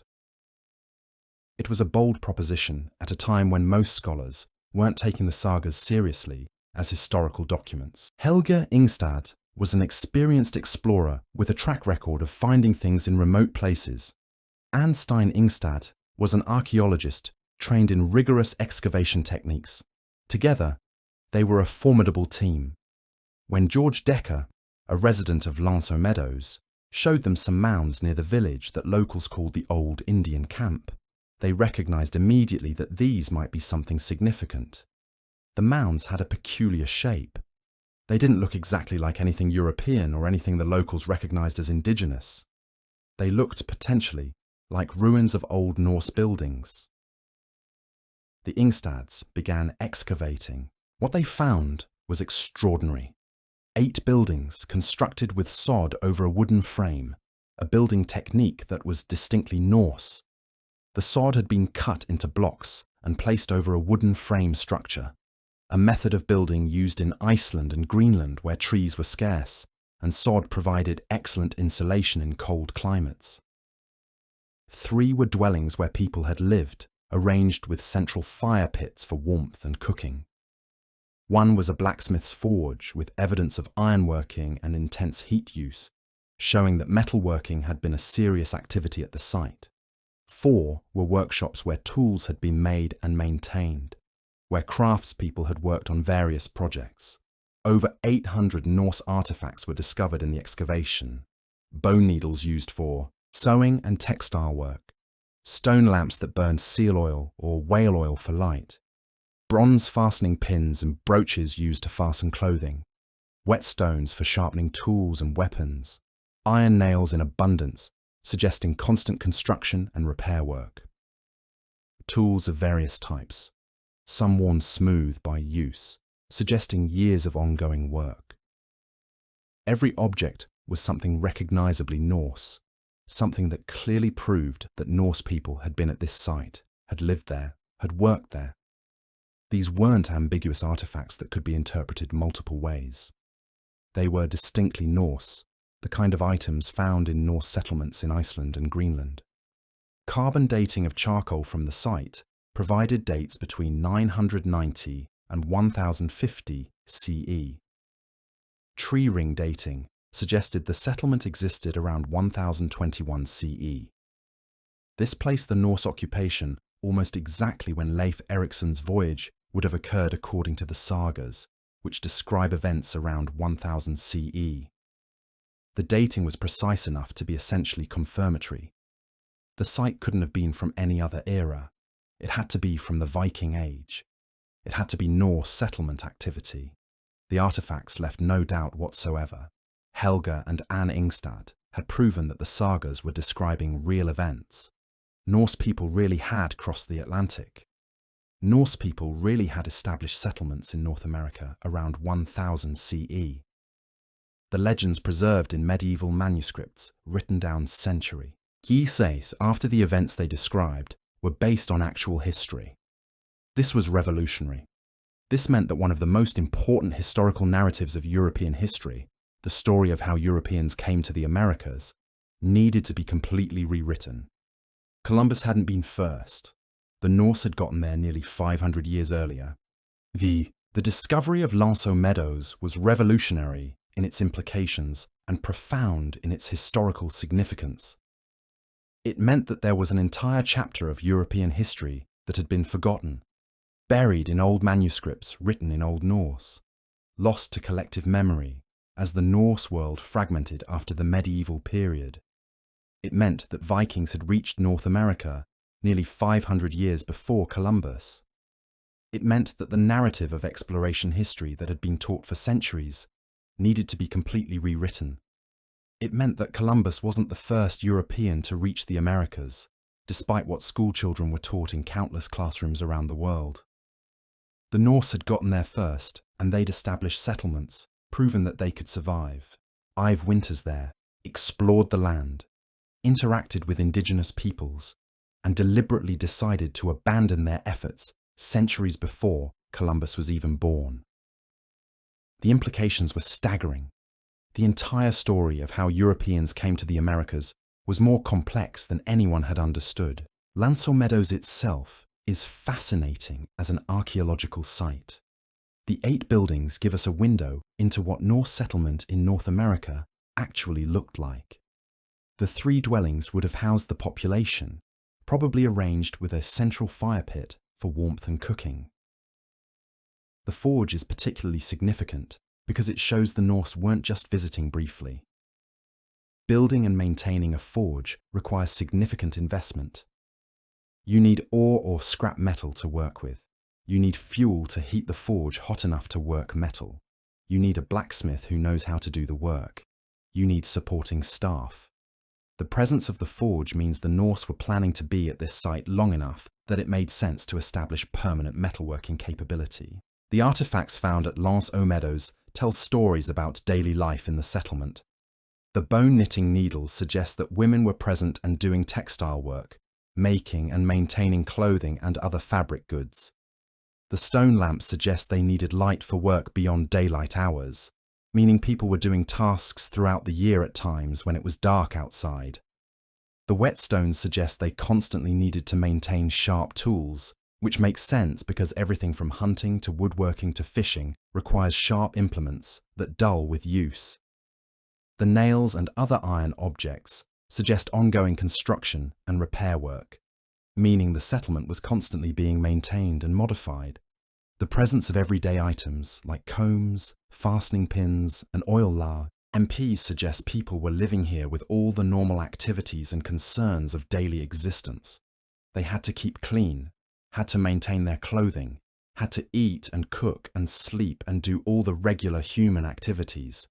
Everything points to a functioning settlement where people were doing daily work, maintaining equipment, living normal lives within the constraints of being in a remote North American location far from the established Norse world. These weren't raiders or temporary visitors. These were people who'd settled in for extended periods, who'd established routines, who'd invested effort in making the settlement functional and livable. But what's most interesting about Lanceau Meadows is what's not there. There are no burials, suggesting the Norse left voluntarily rather than being wiped out by disease or conflict. There's no evidence of large-scale farming or animal husbandry, suggesting this wasn't meant to be a permanent settlement where people would establish generational roots. There are no storage structures or defensive walls, suggesting this was a seasonal or semi-permanent base of operations rather than a fortress or permanent colony. The evidence indicates that Lanceau Meadows was intentionally designed as a gateway settlement, a place where ships could arrive, crews could rest and repair their vessels, supplies could be gathered, and then expeditions could launch further south to actually harvest the valuable resources. The Norse would have used Lance aux meadows as the jumping-off point for missions to find the grapes and timber and other goods they were after. Archaeological excavation reveals that someone lived at Lance aux meadows, but determining exactly how long and how continuously has proven surprisingly difficult. The Ingstad's original excavations suggested perhaps 20 years of occupation. Later, scholars revised estimates upward to 50 or 100 years. Most recent analyses suggest the site might have been occupied sporadically over perhaps a century, with crews coming and going seasonally. Some researchers argue it was occupied for only a decade or so. The problem is that dating archaeological layers isn't as simple as it sounds. You can't tell from artifacts alone whether they were placed there in 10 years of intensive use or spread out over a century of seasonal occupation. Carbon dating gives approximate date ranges, but can nail down exact duration. The truth is, we simply don't know precisely how long Lance aux meadows was continuously occupied, or how many separate occupation phases there were. What we do know is that eventually it was abandoned. The buildings were left to decay. The landscape slowly reclaimed them. Grass grew over the structures. The site became invisible, just grassy mounds in a Newfoundland meadow. For nearly 1,000 years, Lance aux meadows sat abandoned, nobody knowing what it was, nobody even knowing it was there. The Norse settlement in North America simply vanished from the landscape and from memory. The discovery of Lance aux meadows is fascinating, not just because it proved the sagas were historically accurate, but because it inspired archaeologists to look for other Norse sites in North America. If the Norse had a settlement at Lance aux meadows on the northern tip of Newfoundland, presumably they'd explored further south. The sagas mention Vinland, the land of grapes, and grapes don't grow in Newfoundland. The Norse must have travelled inland or further south to find the grapes and timber and other resources they talked about. So archaeologists started searching for other Norse sites, hoping to find evidence of settlements in these warmer, more resource-rich areas south and west of Lance aux meadows. The search has proven remarkably difficult. In the decades since Lance aux meadows was discovered, despite extensive surveying and archaeological investigation, no other authenticated Norse settlements have been found in North America. This is surprising and somewhat frustrating for archaeologists, given that the sagas describe multiple Norse expeditions over several decades. They describe Leif's voyage, Thorvald's voyage, Karlsefni's extensive settlement attempt, Freydis's expedition. These sagas describe years of Norse presence in North America. Where are the other settlements? Where is the archaeological evidence of other sites? The most likely explanation is that the Norse built temporary structures of wood or sod that don't preserve well archaeologically. Lance aux meadows survives because the buildings were substantial, well constructed, and sod construction is actually quite durable when it's properly built. But other sites might have been smaller, more temporary, built in ways that leave little archaeological trace.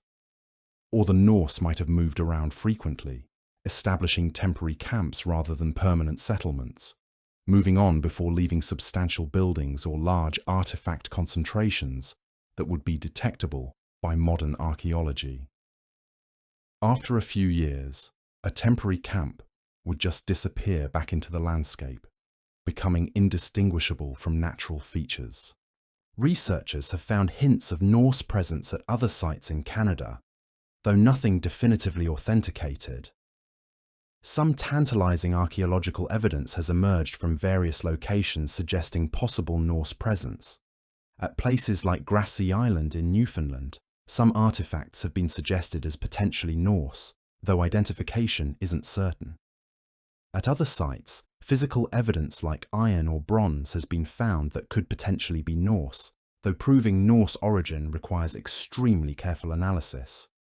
Many artifacts initially thought to be Norse turned out to be from European shipwrecks much later in history, from Basque whalers who came to North America in the medieval period, or from other European visitors rather than from Leif's era.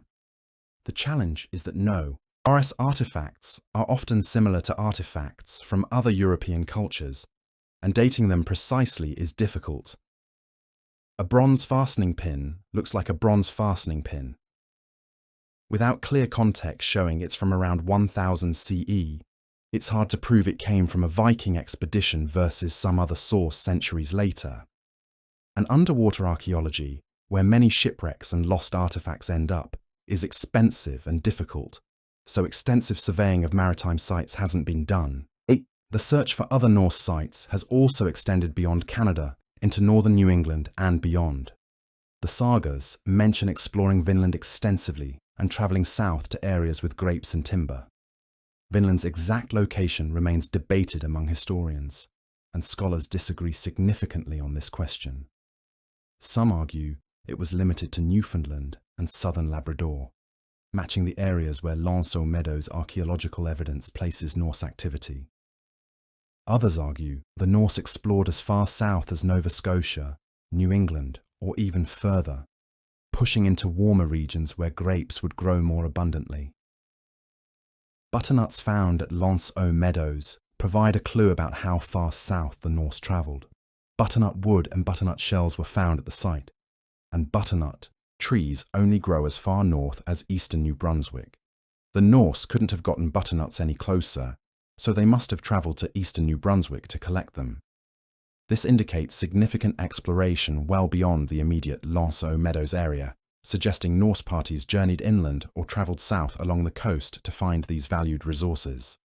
The question of exactly how far south they went remains unanswered. The mystery of why we've only found one authenticated Norse site in over 60 years of searching is actually quite telling about the nature of Norse exploration in North America. It suggests that the Norse didn't establish multiple substantial permanent settlements the way they did in Iceland and Greenland. If they had established a network of settlements and colonies, each with multiple buildings, each occupied for years or decades, we'd probably have found archaeological evidence of other sites by now. The sagas suggest extensive Norse activity and multiple expeditions, but archaeology shows remarkably little physical evidence. Modern archaeological surveys are pretty thorough in promising areas, and underwater surveys using sonar and diving are increasingly revealing shipwrecks and submerged sites. But nothing clearly Norse has been found. What we likely had instead was a series of seasonal camps and temporary bases used during trading missions and exploration phases. Ships would arrive in late spring or early summer.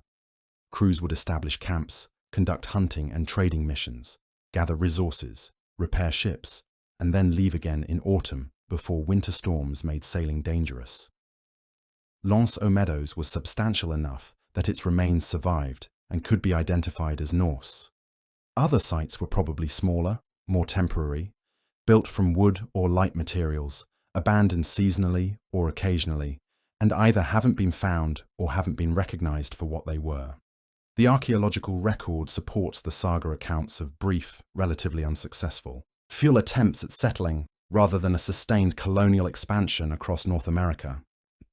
The Norse network in the North Atlantic was remarkable for its time, and understanding it helps explain why the Vinland settlements didn't last. From Norway to Iceland to Greenland to Vinland represents an enormous geographic expansion achieved over just a few centuries, roughly from 800 CE to 1000 CE. The Norse had figured out how to navigate the North Atlantic consistently, establish settlements in harsh climates, and project themselves across impossible distances. Each step built on the previous one. They established themselves in Iceland around 870 CE. From Iceland, they discovered Greenland around 930 CE. From Greenland, they discovered North America around 1000 CE. The expansion was methodical, following a clear geographic progression westward. The Nar ships that made this possible are technological marvels for their era. Built to specifications honed through centuries of trading and exploring, they could carry cargo and survive rough seas. Crews of 20 to 30 people could operate them and maintain them for months at sea. They could travel at roughly 75 miles per day in good conditions, which meant crossing from Greenland to North America was possible within several weeks of sailing. The Nar was the technological foundation of Norse expansion, allowing them to take not just supplies and tools, but also livestock, equipment, and the raw materials needed to establish settlements in completely new territories. The knowledge necessary to make these voyages work was preserved in Norse culture through oral tradition and practical experience passed down through generations. Navigation techniques involving reading stars and sun position were critical, but equally important were less obvious skills.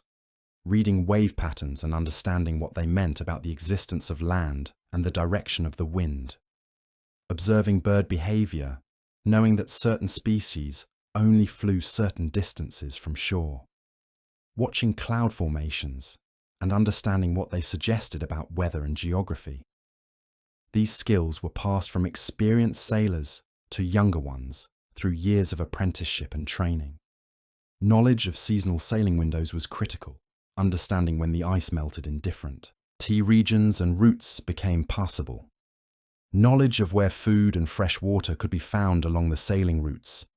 Knowledge that could mean the difference between successful voyage and starvation.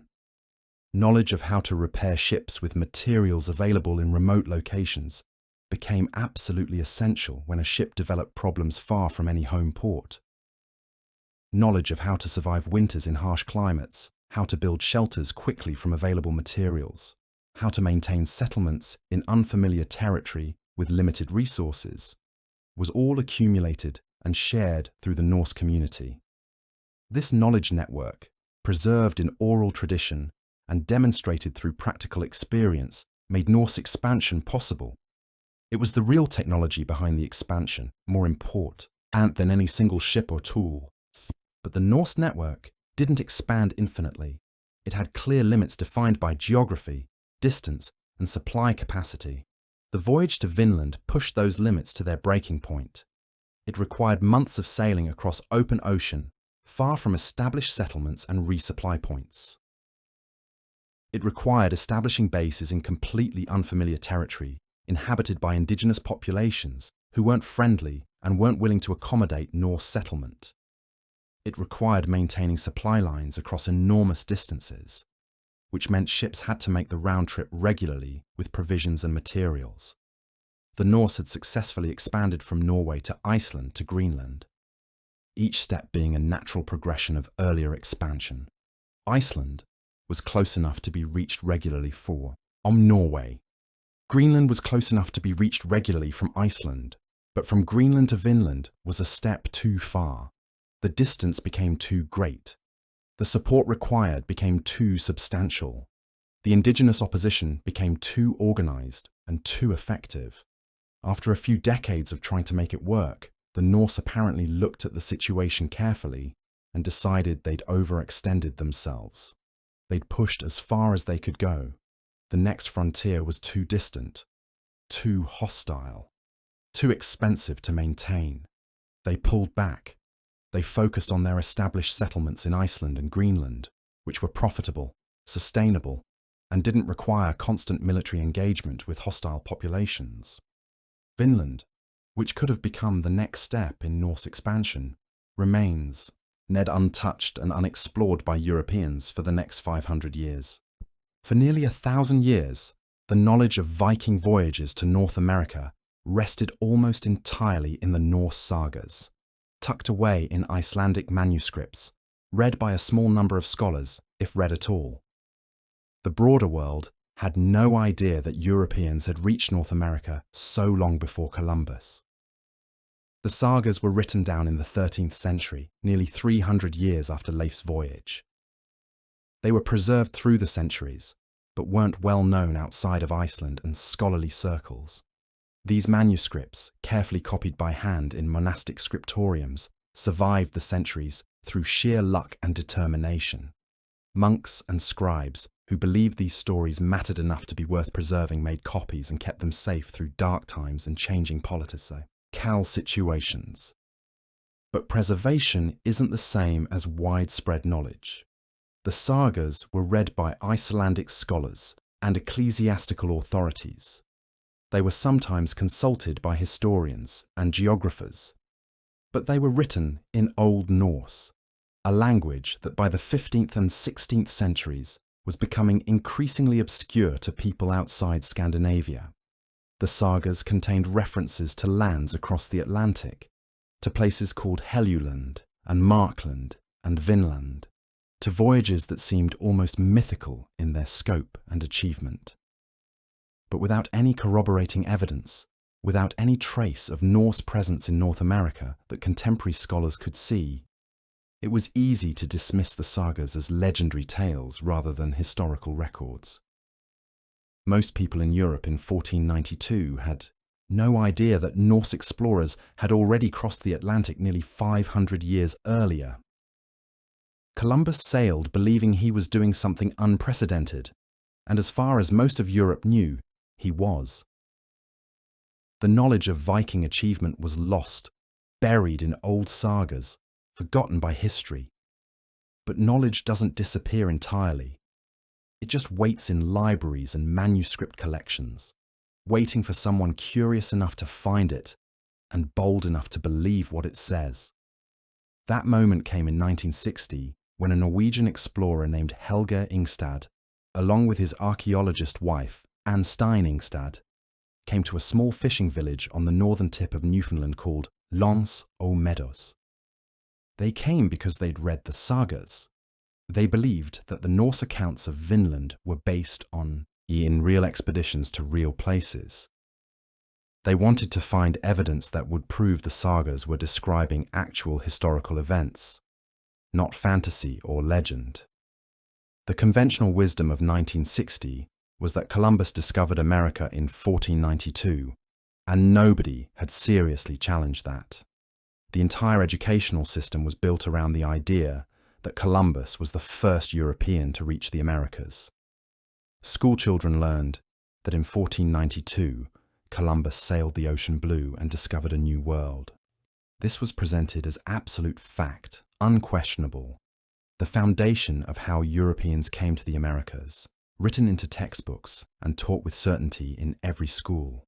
But the Ingstads were convinced that if they looked hard enough in the right places, they'd find proof of Norse presence in North America. Chaltho.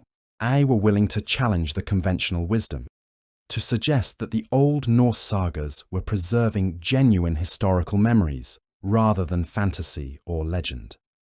They had studied the sagas carefully, understood their internal consistency, recognized that while they contained legendary elements, they also preserved specific geographical details and personal names that suggested a kernel of historical truth beneath the embellishment.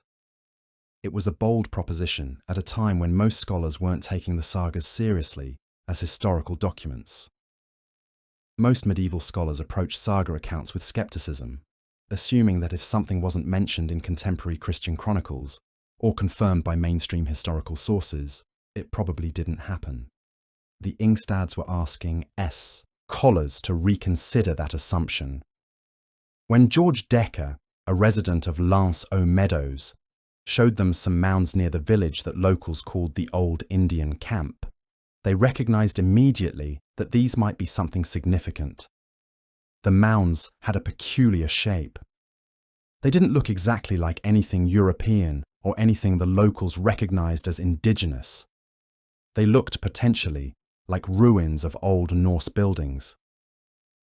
The Ingstads began excavating methodically, using the most rigorous archaeological techniques available at the time. What they found was extraordinary. 8 buildings constructed with sod over a wooden frame, a building technique that was distinctly Norse.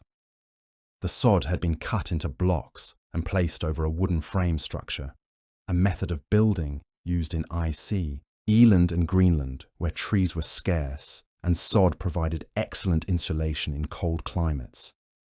This wasn't a construction technique used by indigenous peoples in North America. This was specifically Norse. The 3 main buildings would have housed living spaces and working areas. The buildings showed evidence of having been inhabited, with hearths and fire pits where people cooked and warmed themselves. The forge building had been used for intensive heat work, with evidence of metalworking scattered about. The workshops contained tools and materials suggesting woodworking, boneworking, and other crafts. Carbon dating of charcoal from the site provided dates between 990 and 1050 CE. Tree ring dating suggested the settlement existed around 1021 CE. This placed the Norse occupation army Ost exactly when Leif Erikson's voyage would have occurred according to the sagas. The dating was precise enough to be essentially confirmatory. The site couldn't have been from any other era. It had to be from the Viking Age. It had to be Norse settlement activity. The artifacts left no doubt whatsoever. Over 800 Norse artifacts were discovered in the excavation over the years. Bone needles used for sewing and textile work. Stone lamps that burned seal oil or whale oil for light. Bronze fastening pins and brooches used to fasten clothing. Whetstones for sharpening tools and weapons. Iron nails in abundance, suggesting constant construction and repair work. Combs and personal grooming implements. Buttons and fasteners, fishing hooks and evidence of fishing activities, trade goods and craft materials. Every object was something recognizably Norse, something that clearly proved that Norse people had been at this site. These weren't ambiguous artifacts that could be interpreted multiple ways. They were distinctly Norse, the kind of items found in Norse settlements in Iceland and Greenland, impossible to confuse with indigenous artifacts. Helge and Anne Ingstad had proven that the sagas were describing real events. Norse people really had crossed the Atlantic. Norse people really had established settlements in North America around 1000 CE. The legends preserved in medieval manuscripts, written down centuries after the events they described, were based on actual history. This was revolutionary. This meant that one of the most important historical narratives of European history, the story of how Europeans came to the Americas, needed to be completely rewritten. When Christopher Columbus stepped ashore in the Caribbean in October 1492, he believed he was making contact with Asia, having sailed westward across the Atlantic Ocean. He didn't know he'd reached islands previously unknown to Europeans. He didn't know that another people had already crossed this ocean nearly 500 years earlier. Columbus was sailing with the backing of the Spanish monarchs, Ferdinand and Isabella, who wanted a western route to Asia to avoid the Ottoman trade monopoly on eastern routes. Columbus had secured funding, obtained ships, gathered crews, and embarked on what he believed would be a route to China and the Indies. The voyage was planned as a commercial and imperial expedition, designed to enrich Spain and extend Spanish power. It was part of what's now called the Age of Exploration or the Age of Discovery, a period when European powers began sending ships across oceans to establish trade networks, acquire resources, and claim territories in distant lands. The difference between Columbus's voyage and the Norse voyages is stark and telling. The Norse sailed from established colonies in Greenland to the west, seeking resources and establishing bases for trade and exploration. They sailed in ships designed for cargo and merchant trade, using navigation techniques refined over centuries of North Atlantic sailing. They found land, established at least one documented settlement, explored the territory, interacted with indigenous peoples, and then withdrew when the effort proved too costly and complicated. Columbus sailed from Europe itself, backed by royal sponsorship and significant resources, with the explicit goal of opening trade routes and claiming territories for a European power. He sailed with the assumption that he would discover previously unknown lands and peoples. His voyage was the beginning of a systematic European colonization effort that would continue for centuries. Columbus's success led to the funding of additional expeditions. Spanish conquistadors established colonies in the Caribbean and then mainland Central and South America. These weren't temporary bases designed to be abandoned after a few years of resource extraction. These were permanent settlements with colonial administrators, military forces, and settlers who intended to establish dynasties and build wealth across generations. Other European powers follow, edited. The Portuguese, French, English, and Dutch all sent expeditions across the Atlantic to establish footholds in the New World. What began with Columbus led directly to the European colonization of the Americas, the displacement of indigenous peoples, the devastating impact of diseases brought from Europe for which indigenous populations had no immunity, the establishment of slave trade routes that would fuel centuries of human trafficking and suffering, and the transformation of global trade networks. The Atlantic became a highway for European exploitation and colonization. Millions of indigenous people died. Civilizations were destroyed. Societies were conquered. Entire ways of life vanished. Fortunes were made. Empires were built. The world was fundamentally transformed by what Columbus's voyages set in motion. The scale and consequence of Columbus's voyages was enormously greater than the Norse voyages. One led to temporary settlements that were abandoned. The other led to permanent European colonial establishments that grew into nations and fundamentally reshaped the world. From a historical perspective, Columbus's voyages had far more impact. They changed the trajectory of world history. The Norse voyages, for all their achievement, left remarkably little permanent mark on the historical record. They reached North America nearly 500 years early, but left no lasting settlements, no permanent change to the landscape, no documented influence on indigenous peoples or on European geography and culture. Their achievement was extraordinary, but ultimately unsuccessful. Columbus's achievement was also extraordinary, but his subsequent voyages and the voyages they inspired were successful in establishing permanent European presence in the Americas. The question of who discovered America depends entirely on how you define discovery. If you mean which Europeans reached North America first, the answer is clearly the Norse. If you mean who opened the Americas to permanent European colonization and contact, the answer is Columbus and the Spanish explorers who followed him. If you're asking who discovered that the Americas existed as a continent to be explored and exploited, neither deserves credit because indigenous peoples had discovered and inhabited the Americas thousands of years earlier. The conventional narrative of discovery belongs to Columbus not because he was first, but because his voyages had enduring consequences that shaped the world as it developed. But understanding that the Norse reached America nearly 500 years before Columbus fundamentally changes how we understand European history and exploration. It shows that European knowledge of distant lands was broader than we once thought. It shows that Viking ambitions extended far beyond what most people imagine. It shows that the failure to establish lasting settlements in North America wasn't due to impossibility, but to deliberate choices about cost and benefit. Columbus's voyages didn't open the Atlantic. The Norse had already proven the Atlantic could be crossed. Columbus's voyages didn't prove that Europe could find trade and resources across the ocean. Earlier Norse exploration and settlements had already demonstrated that. What Columbus did was mobilize European resources and political will to establish permanent settlements and trading networks. But that's a fundamentally different question from who discovered North America. But before we talk about Vikings or Columbus, we must talk about the people who were already there.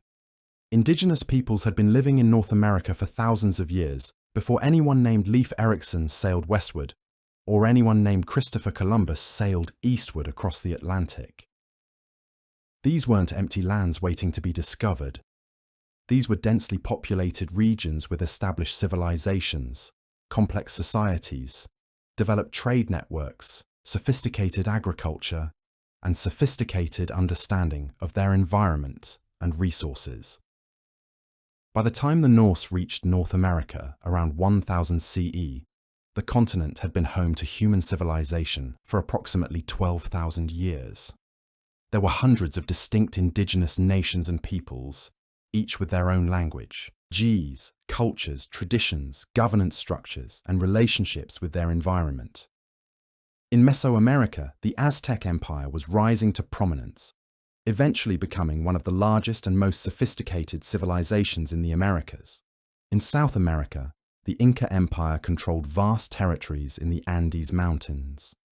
In North America, societies ranged from the agricultural civilizations of the Mississippi River Valley through the Pueblo cultures of the Southwest to the maritime cultures of the Pacific Northwest to the hunter-gatherer and fishing cultures of the Northeast. The Haudenosaunee Confederacy, the Iroquois Confederacy, was developing sophisticated governance structures in northeastern North America during this same period. The ancestral Puebloan culture had created remarkable cliff dwellings and urban centers in the Southwest.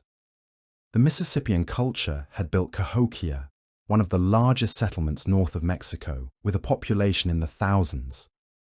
These weren't primitive societies. These were complex, organized, sophisticated civilizations. When the Norse encountered indigenous peoples, they called them Skraelings, a term meaning something like barbarians or wretches, reflecting the Norse cultural bias and their sense of superiority. But the Skraelings were the actual inhabitants of the land. They knew the geography intimately. They understood the resources available and how to extract them sustainably. They had developed trade networks and commercial relationships. They had weapons and military organization. From the sagas, it's clear that the Norse encountered organized indigenous response to their presence.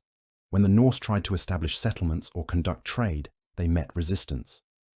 When they tried to hunt and gather resources, they came into conflict with indigenous peoples who viewed these activities as either trespass or threat. The conflicts that led to the failure of Norse settlements weren't random violence or inexplicable aggression. They were defensive resistance by indigenous peoples to outside incursion. The Norse had approached lands that didn't belong to them, had attempted to establish settlements without permission or negotiation, had hunted resources that indigenous peoples depended on for their own survival, and had generally behaved as invaders rather than guests. The indigenous response was entirely reasonable and justified. They were defending their lands against colonization attempts. They were protecting their resources from outside exploitation. They were resisting invasion by foreigners. From the Norse perspective, these lands appeared empty and unoccupied, available for settlement and resource extraction. From the indigenous perspective, these were their lands, occupied by their peoples, worked by their ancestors for generations, dependent on for survival and cultural identity. The fundamental misunderstanding about land ownership and use led inevitably to conflict. The Norse saw unclaimed territory. The indigenous peoples saw their home being invaded. Two fundamentally different understandings of land and property rights collided, and the indigenous peoples, fighting for their homes and their survival, fought back effectively. When we tell the story of Nordic exploration reaching North America, we must be clear that they were reaching lands that were already home to thriving civilizations. The Norse didn't discover anything that had been unknown. They reached previously unexplored territories from a European perspective, but these territories were thoroughly known and inhabited by the peoples who lived there. The indigenous peoples didn't need discovery. They were discoverers themselves, in the sense that their ancestors had explored and mapped and settled the Americas over thousands of years. When Columbus reached the Caribbean islands, they were inhabited by Taino peoples and others who had lived there for centuries. When Spanish conquistadors moved inland, I encountered civilizations that had developed astronomy, mathematics, agriculture, architecture, and government systems equal to or exceeding those of contemporary Europe in sophistication. The narrative of discovery is fundamentally problematic when applied to the Americas because it assumes that lands were unknown and available for taking until Europeans arrived. That's simply not true.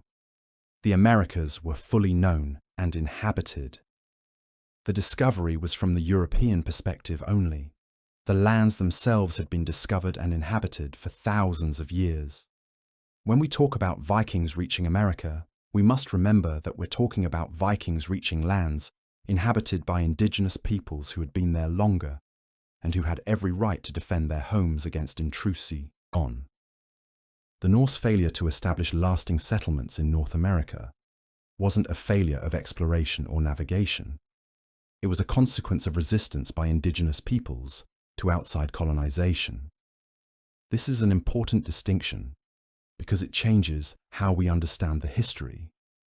The Norse didn't fail because they weren't capable explorers. They failed because they encountered organized, effective resistance from people who didn't want them there. And from the indigenous perspective, they succeeded. They protected their lands from colonization. They resisted invasion. They maintained their independence and their way of life. It would take nearly 500 more years and a fundamentally different scale of European colonial effort, backed by diseases that would devastate indigenous populations and military technology and organizational capacity that indigenous peoples couldn't match, before European colonization of the Americas would prove successful. But in 1000 CE, when Leif Erikson's crew was trying to establish settlements in Vinland, the indigenous peoples were more than capable of defending their homes against Norse intrusion. Their resistance was effective, and from their perspective, that was a victory.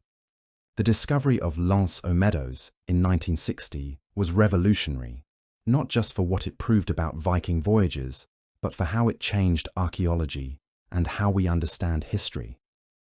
The Ingstad's meticulous excavation and documentation became a model for how archaeological sites should be studied. Their willingness to challenge conventional wisdom and their patience in proving their theories through evidence rather than assertion inspired other scholars to re-examine historical records and archaeological evidence with fresh perspectives.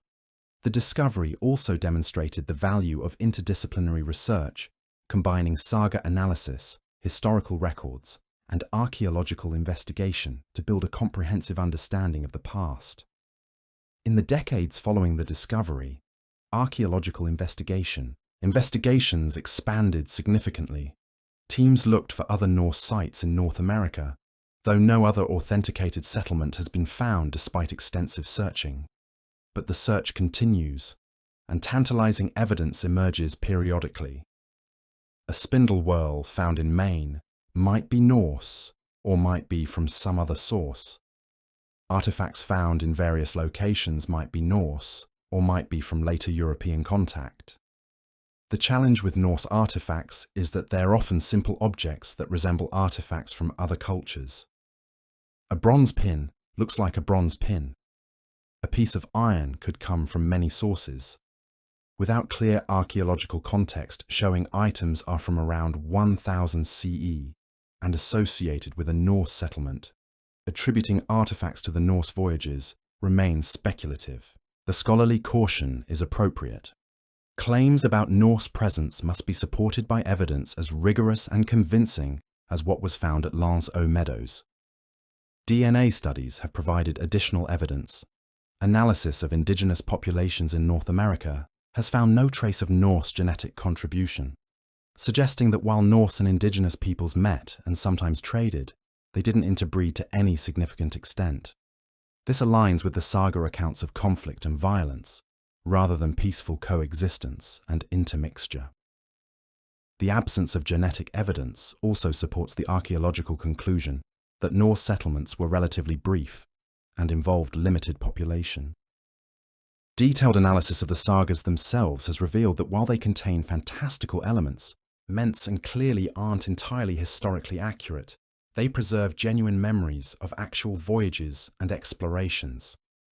Scholars have worked to disentangle the historical kernel of truth from the legendary elaboration added over centuries of oral transmission.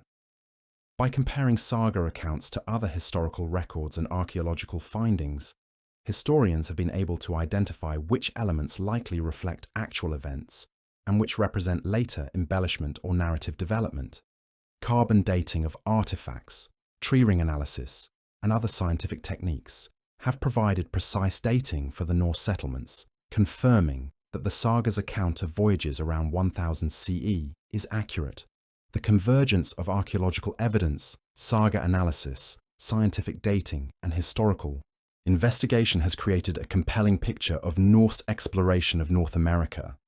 We now know with reasonable certainty that Norse peoples sailed from Greenland to North America. We know they established at least one settlement at Lance aux Meadows. We know they explored southward to areas where grapes grew. We know they encountered indigenous peoples, and that these encounters were sometimes violent. We know they attempted to establish settlements, but ultimately abandoned the effort. What we don't know with certainty is exactly how many expeditions there were, exactly how far south they travelled, exactly how long settlements were occupied, and exactly why they finally gave up the effort. These questions continue to drive historical and archaeological research. Scholars debate the details, propose new theories, and search for additional evidence. But we know enough to say definitively that Norse exploration of North America happened, that it occurred nearly 500 years before Columbus, and that it represents one of the most significant but least recognized achievements of medieval exploration. The Norse accomplishment was real, it was substantial, it was documented in their own records and is now confirmed by archaeology. This is a historical fact that changes how we understand the world. Modern validation of the Norse voyages extends beyond archaeology to popular culture and public recognition. The discovery at Lance aux Meadows sparked academic interest that has continued to grow over the decades. Universities established research programs dedicated to understanding, finding Norse exploration. Scholars publish books, articles, and detailed studies examining every aspect of the sagas, the archaeological evidence, and the Norse world. Conferences brought together experts from multiple disciplines to share findings and debate interpretations. Museums across Canada, particularly in Newfoundland, now feature substantial exhibits on Norse exploration, explaining the sagas and displaying replicas of artifacts found at Lance aux Meadows. The site of Lance aux Meadows is now a National Historic Site in Canada and a UNESCO World Heritage Site recognized as being of worldwide historical significance. Visitors from around the globe come to walk the grounds, see the reconstructed Norse buildings, and learn the story of Norse exploration. October 9th is celebrated as Leif Erikson Day in the United States, Canada, and Iceland, a national holiday honouring the Norse explorer. Statues of Leif Erikson stand in various cities, including Minneapolis, which has a significant Scandinavian population, and in Iceland, serving as public monuments to his achievement. The Norse achievement is no longer forgotten history. It's recognised, studied, celebrated, and honoured. School children across North America now learn that Vikings reached North America nearly 500 years before Columbus, that the sagas preserved real historical memories rather than pure legend, and that European exploration of the Atlantic was more extensive and accomplished earlier than previously believed.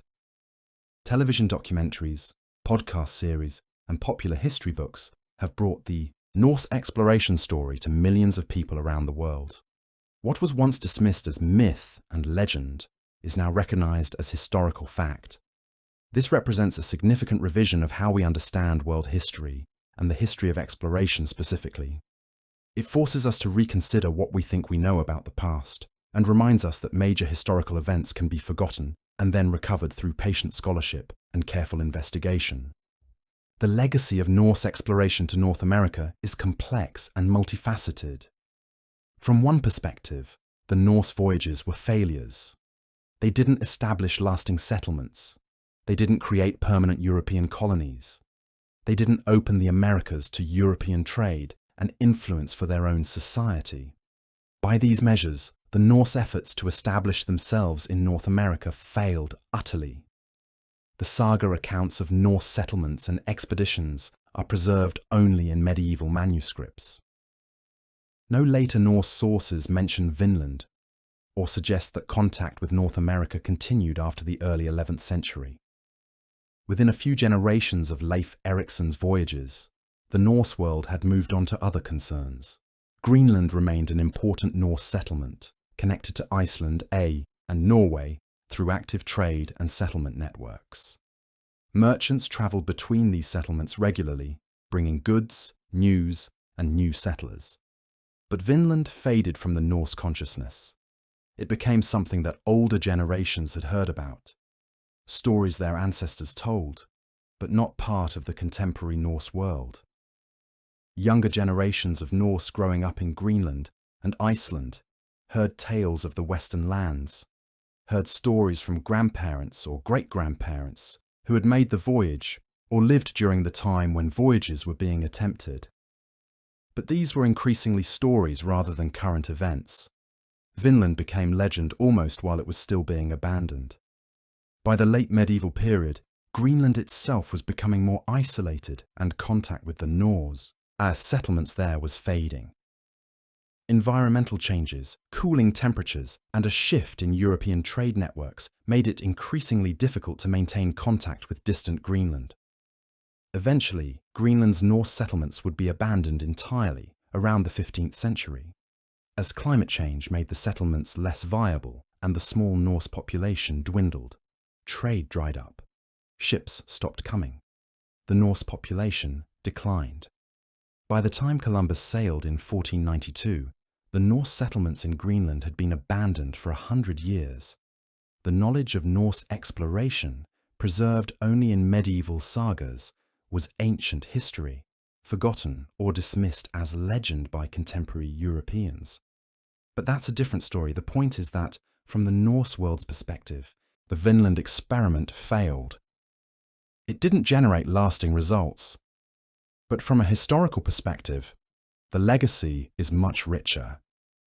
The Norse voyages proved that the Atlantic could be crossed. They proved that European ships were capable of making long ocean voyages and reaching distant lands. They proved that Europeans could establish settlements in unfamiliar territories and survive winters in harsh climates. They proved that European determination and ingenuity could overcome substantial obstacles. The sagas preserved the memory of these voyages across centuries, handed down from generation to generation, kept alive by storytellers and scribes who recognized that these tales mattered.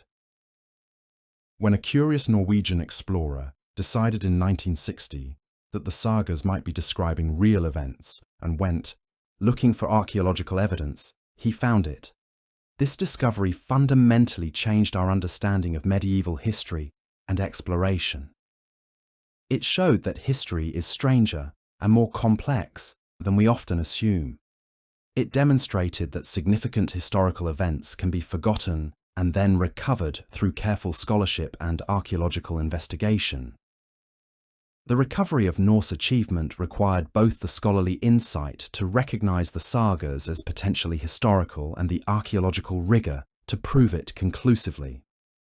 It required people willing to challenge conventional wisdom, willing to look in unlikely places, willing to spend years excavating, documenting, and analyzing evidence.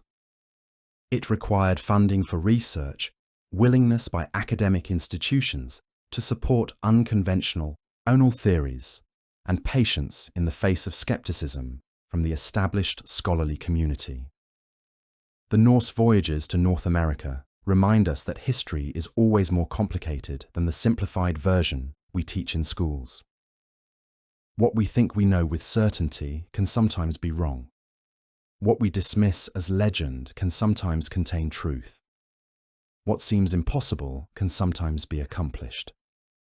These lessons extend far beyond Vikings and exploration.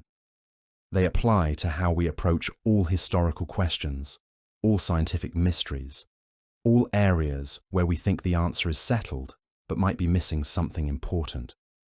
Columbus didn't discover America. He was the first of many European explorers to reach the Americas in the Age of Exploration. But he wasn't first period. The Norse had North America nearly 500 years earlier. Indigenous peoples had reached the Americas thousands of years before that, had built civilizations that flourished for millennia before Europeans arrived. When we tell the story of how Europeans came to the Americas, we must include the Norse chapter. We must acknowledge that exploration is not discovery, that reaching land first doesn't mean discovering it if people already live there, and that the consequences of an expedition matter more than the mere fact of reaching a destination. The Norse reached North America. They explored it, attempted to settle it, and then abandoned the effort.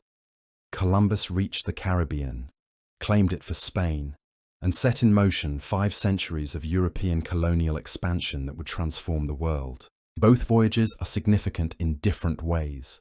Both deserve to be remembered. But they deserve to be remembered accurately, with an understanding of what each explorer actually accomplished and what the actual consequences were.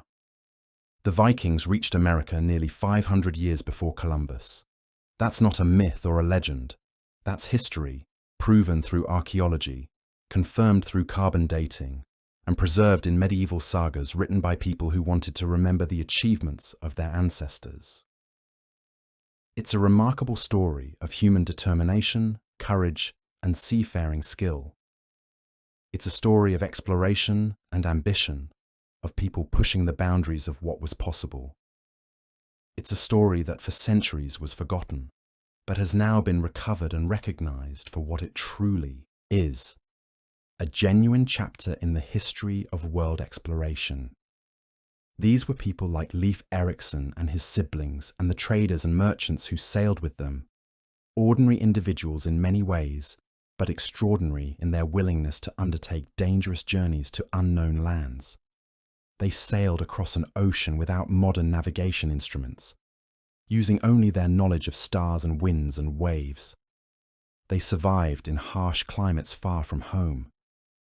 They encountered unfamiliar peoples and tried, not always successfully, to interact and trade. They explored a new continent and sent word back to their own world.